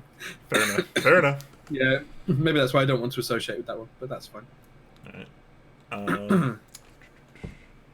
Let's see. 159. 159, giving us a dig. A wiki would be nice. Yeah, that's my fault. It's like pretty much entirely ready to launch, and I just haven't done like the finishing touches on it yet. Yeah, so that's entirely my bad, and I apologize. It's on the to-do list. Geo gifting 5 tier 1 subs as well, now 175. Thank you very much, Geo. Very We nice. appreciate that. Thanks, Geo. That makes up for your Boris Johnson comments. Yeah, you're a scholar and/or a gentleman. Alright. Geo also asking a question saying, Top Clack, are you buying a Kepler 65? What about you buying? I can't afford one, so no. I'd like to. I'm waiting on mine now. Nice. Yeah, I'll have to. Yeah, I'm more interested in the Kendo. The Kendo is going to be what's going to take my money instead of the FC65. Although I am really interested to try an FC65. Cool. Silent Saint gifting 4 T1 subs. That's his 10 gifted subs total. Very nice. Thank you very much. Thank you. Appreciate that. Yeah. Very, very kind of you. Wolf Revival as well within the question. He says, do you think that certain less than optimal sets are being picked up just because there are so many vendors and designers not wanting to wait? No, I don't think that's the case at all, to be honest. I think most of the designs that get through to group buy status have been really thought out. And just because one person, whether it be me, Brian, or one of any other person doesn't like a colorway doesn't mean it's not optimal. I think set optimization is a very different question as well, and there's no set standard on how to do that yet. And there's always going to be disagreements on that because someone's always going to get shortchanged. So I think set optimization is a very complex and difficult subject to broach right now. And it's entirely going to depend on how quickly the community grows in other areas as to whether that becomes sustainable or not. But I don't think there's anything less than optimal making it into group buy personally. Nothing is failing to hit MOQ right now. A couple of sets did come close, and we had 12 sets running last month. But everything still got made and produced, which is unbelievable considering where we are today and where we were a year ago when sets were failing regularly. So, no, I don't agree with that at all. Yeah, fair enough. Let's see. Next question. Technic's asking, how do you make a pirate angry? All right, so we got a pirate joke, right? Where's the punchline? He didn't give it. He just says JK. I think the answer to the joke is the same as the one that I did, because you take away the P and you make them. Oh, okay. So I think he was just rephrasing my joke. Gotcha. Eskimo Joe asking, have you guys had a chance to try out the purple pandas yet? Thinking of ordering some. The purple pandas. That's the new tactile one, right? Yeah. Yeah, so I have not. I think we have some on the way to try out, but I have not tried any out yet. I saw that Walker in the Top Clack Discord, the mad scientist Walker, did put out a typing test video and some thoughts from himself on the purple pandas, but I haven't really seen much else besides that yet. Yeah. Pluto starts the joke. He said, what's a pirate's favourite letter? I'm going to assume it's going to be R or something like that. It's going to be the C. One of those two answers. I don't know. CLD SKT says, probably subjective, but thoughts on half PC plate versus full PC plate on O-ring gasketed board. That's a really open-ended question, man. It all depends on the board. It depends on the gasket type of implementation. And it depends on how thick your plate is. It depends on, whether there's flex cuts in the PCB or not. And it also depends on what type of feel you're after. The closest board I have is my E6.5, which I built a couple of weeks ago. So that's a gasket board that's got a full PC plate on. That's a very, very soft typing feel. Not flexible as such, but it's very soft in terms of its bottom out. There's not much flex, as in as you type it doesn't flex too much, but it's a very soft bottom out experience. Personally, if I was going for something that was that soft, I'd want a full plate, just because I prefer a firmer feel and not a softer feel. Brian, I suspect you probably be on the other side of the fence. You might think about a half plate on a gasket. Yeah, definitely. I've always been kind of more about the flex and the soft typing experiences, but ever since I tried your IDB60, I just kind of want every board to act like that. So, yeah, the more flex, the better. I would be partial to the half plate. But again, like Jay mentioned, there's a lot of variables going on there, so it's kind of a vague question. Yeah. It's just difficult to answer. And it is going to be subjective. Yeah, obviously. Questions like that are always kind of tough because, like, there isn't really a right or wrong answer. It really is just what you want, which is, you know, obviously really overheard and really cliche in this community, but it's also just the way it is, unfortunately. Boy314 asking, I've tried Palm on a top mount board. That's why I asked for comparison to Isolation Mount. Okay, yeah. You know, it's not gonna be a world of difference between the two. No. Silent Saint says, this question is for Brian. What's it like growing up being Richard Mesa's son? Also, can I get a link to the GoFundMe to replace your TV stand? And thanks for the content. So I don't know who Richard Mesa is. So before you answer that, can you? Who is that? I'm looking it up right now because I don't know. I'll look it up as well. We're gonna learn this together. Oh gosh, he does look like an older you. Does he? Okay. Yeah, look at the picture on his Wikipedia page from 1990. All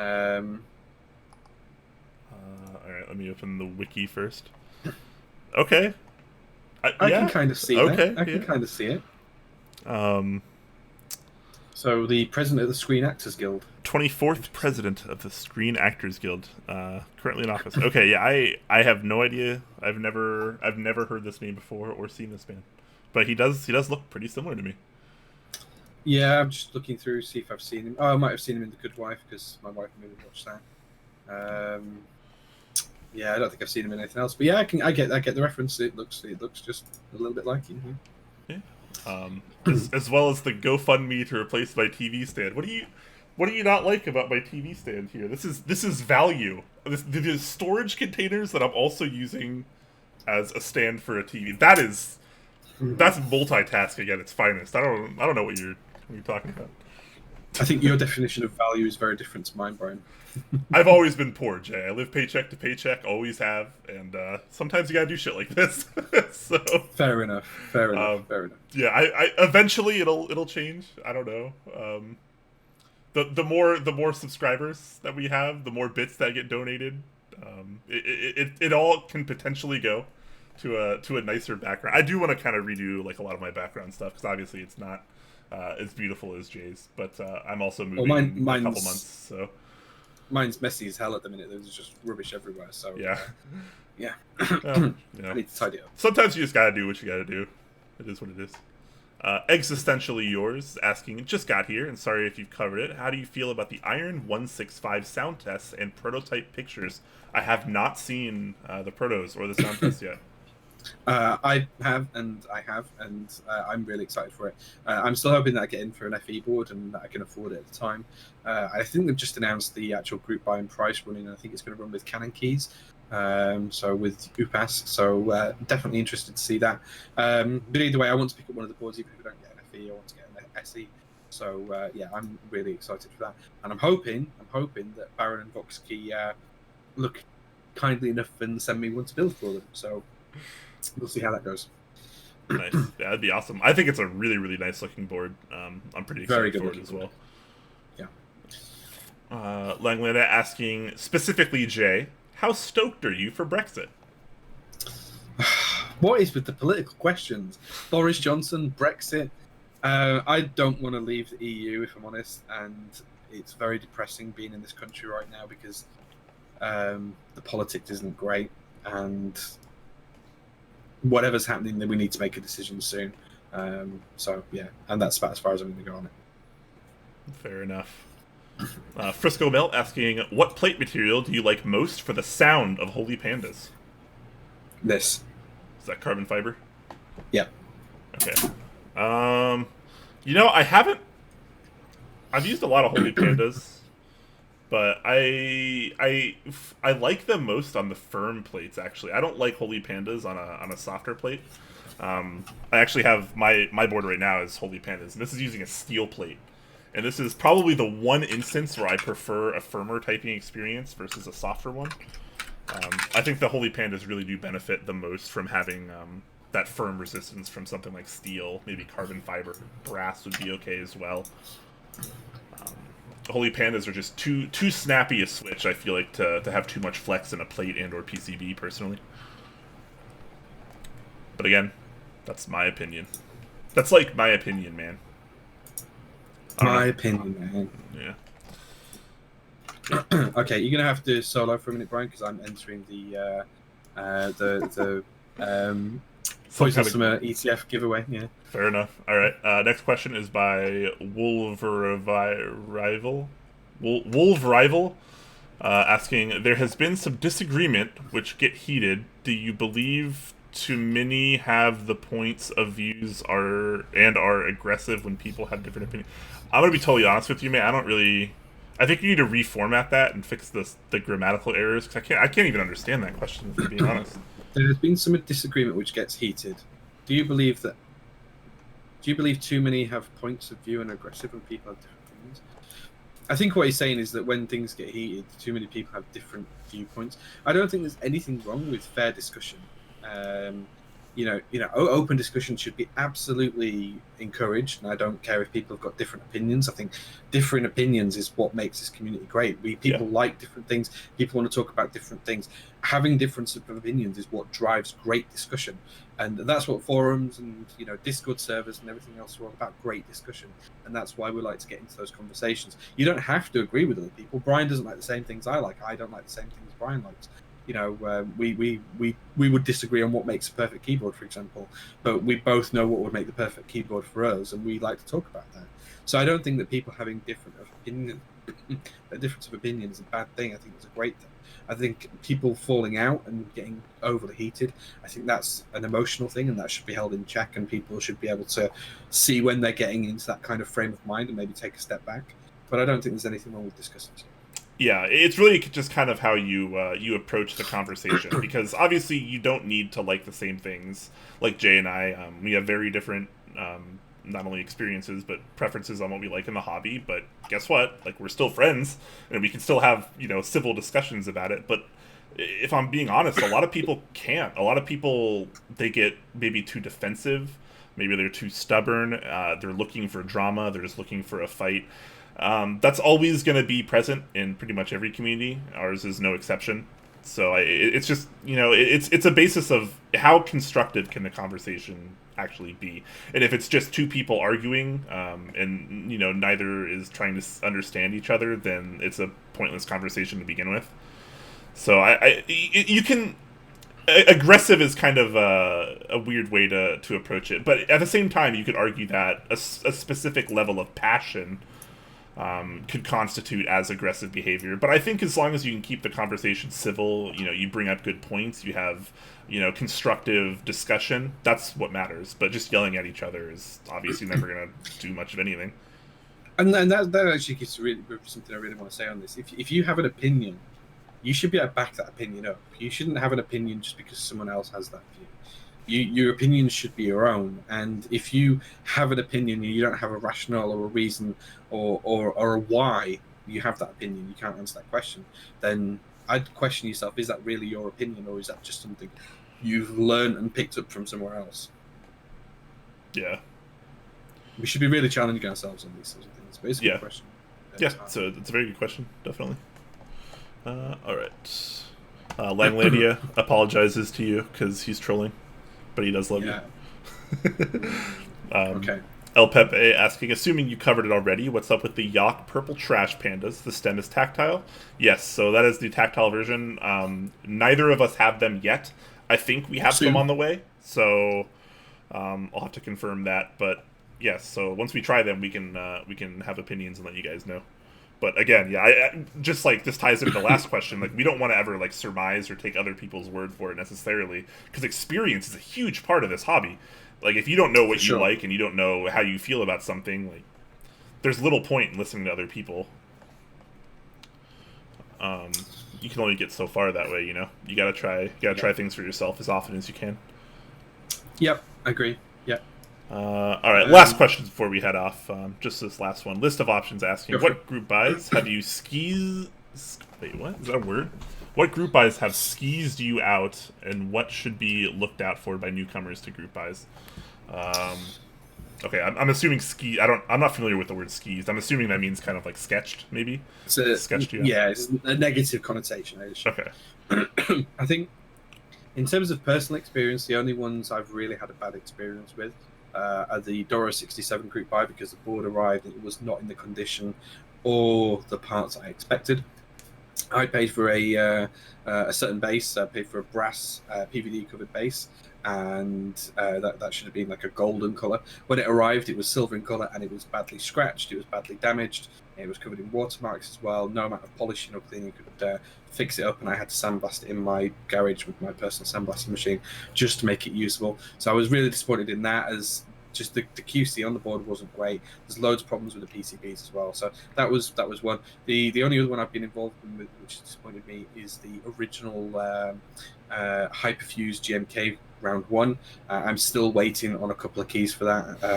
F8 in chat for me, guys, because I still don't have those keys, and that's now almost 5 years. 5 years in February, I think.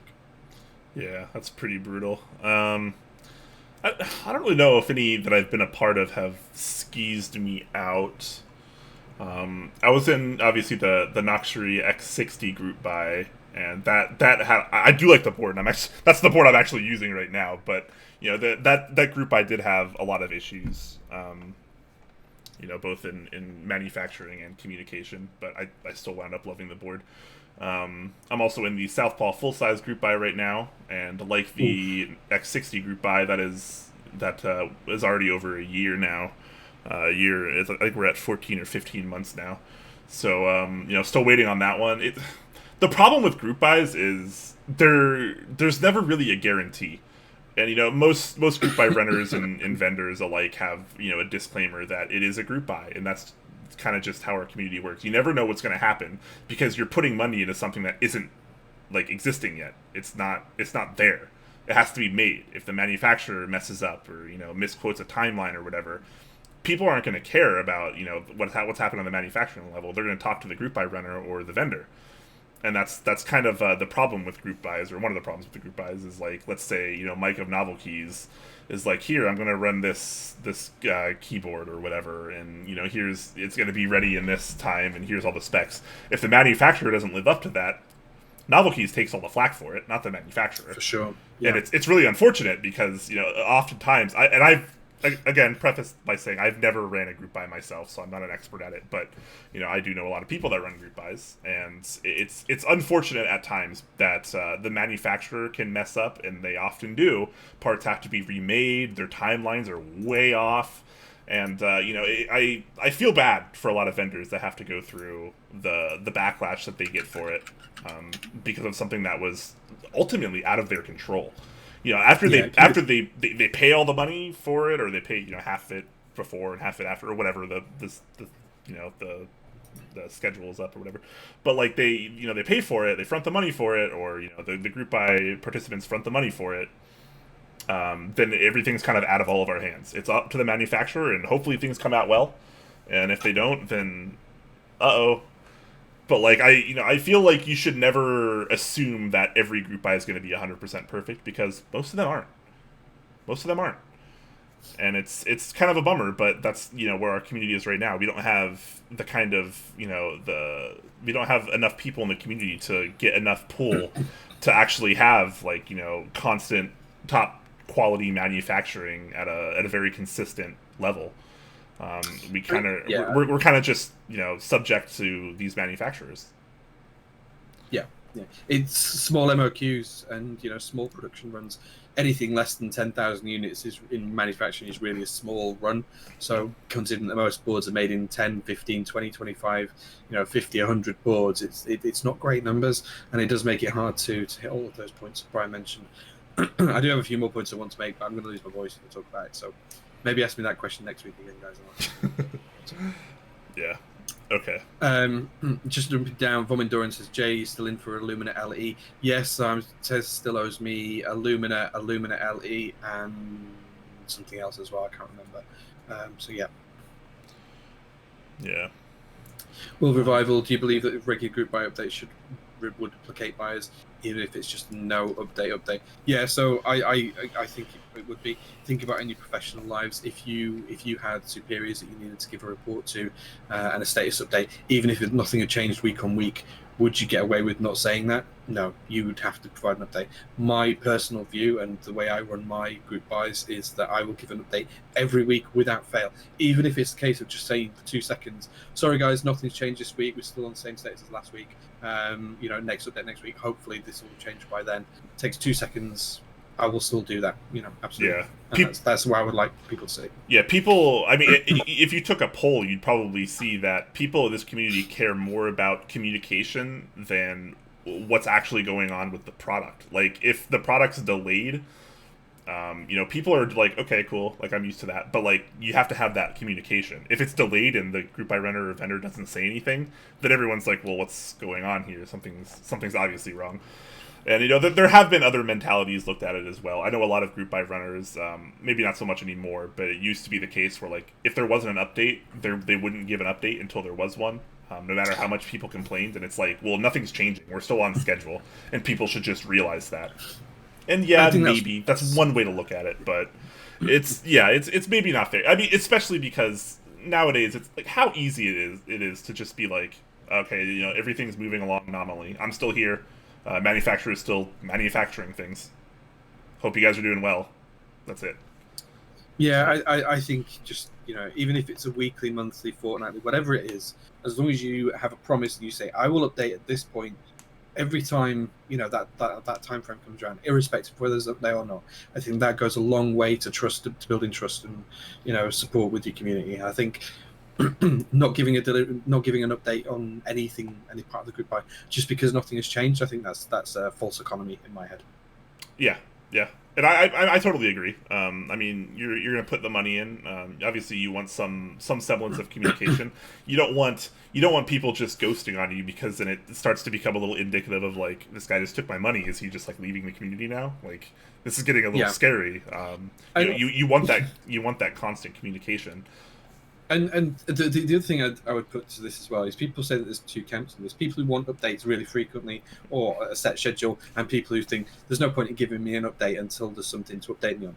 But what do those people in that second camp really lose out on if there's an update every week?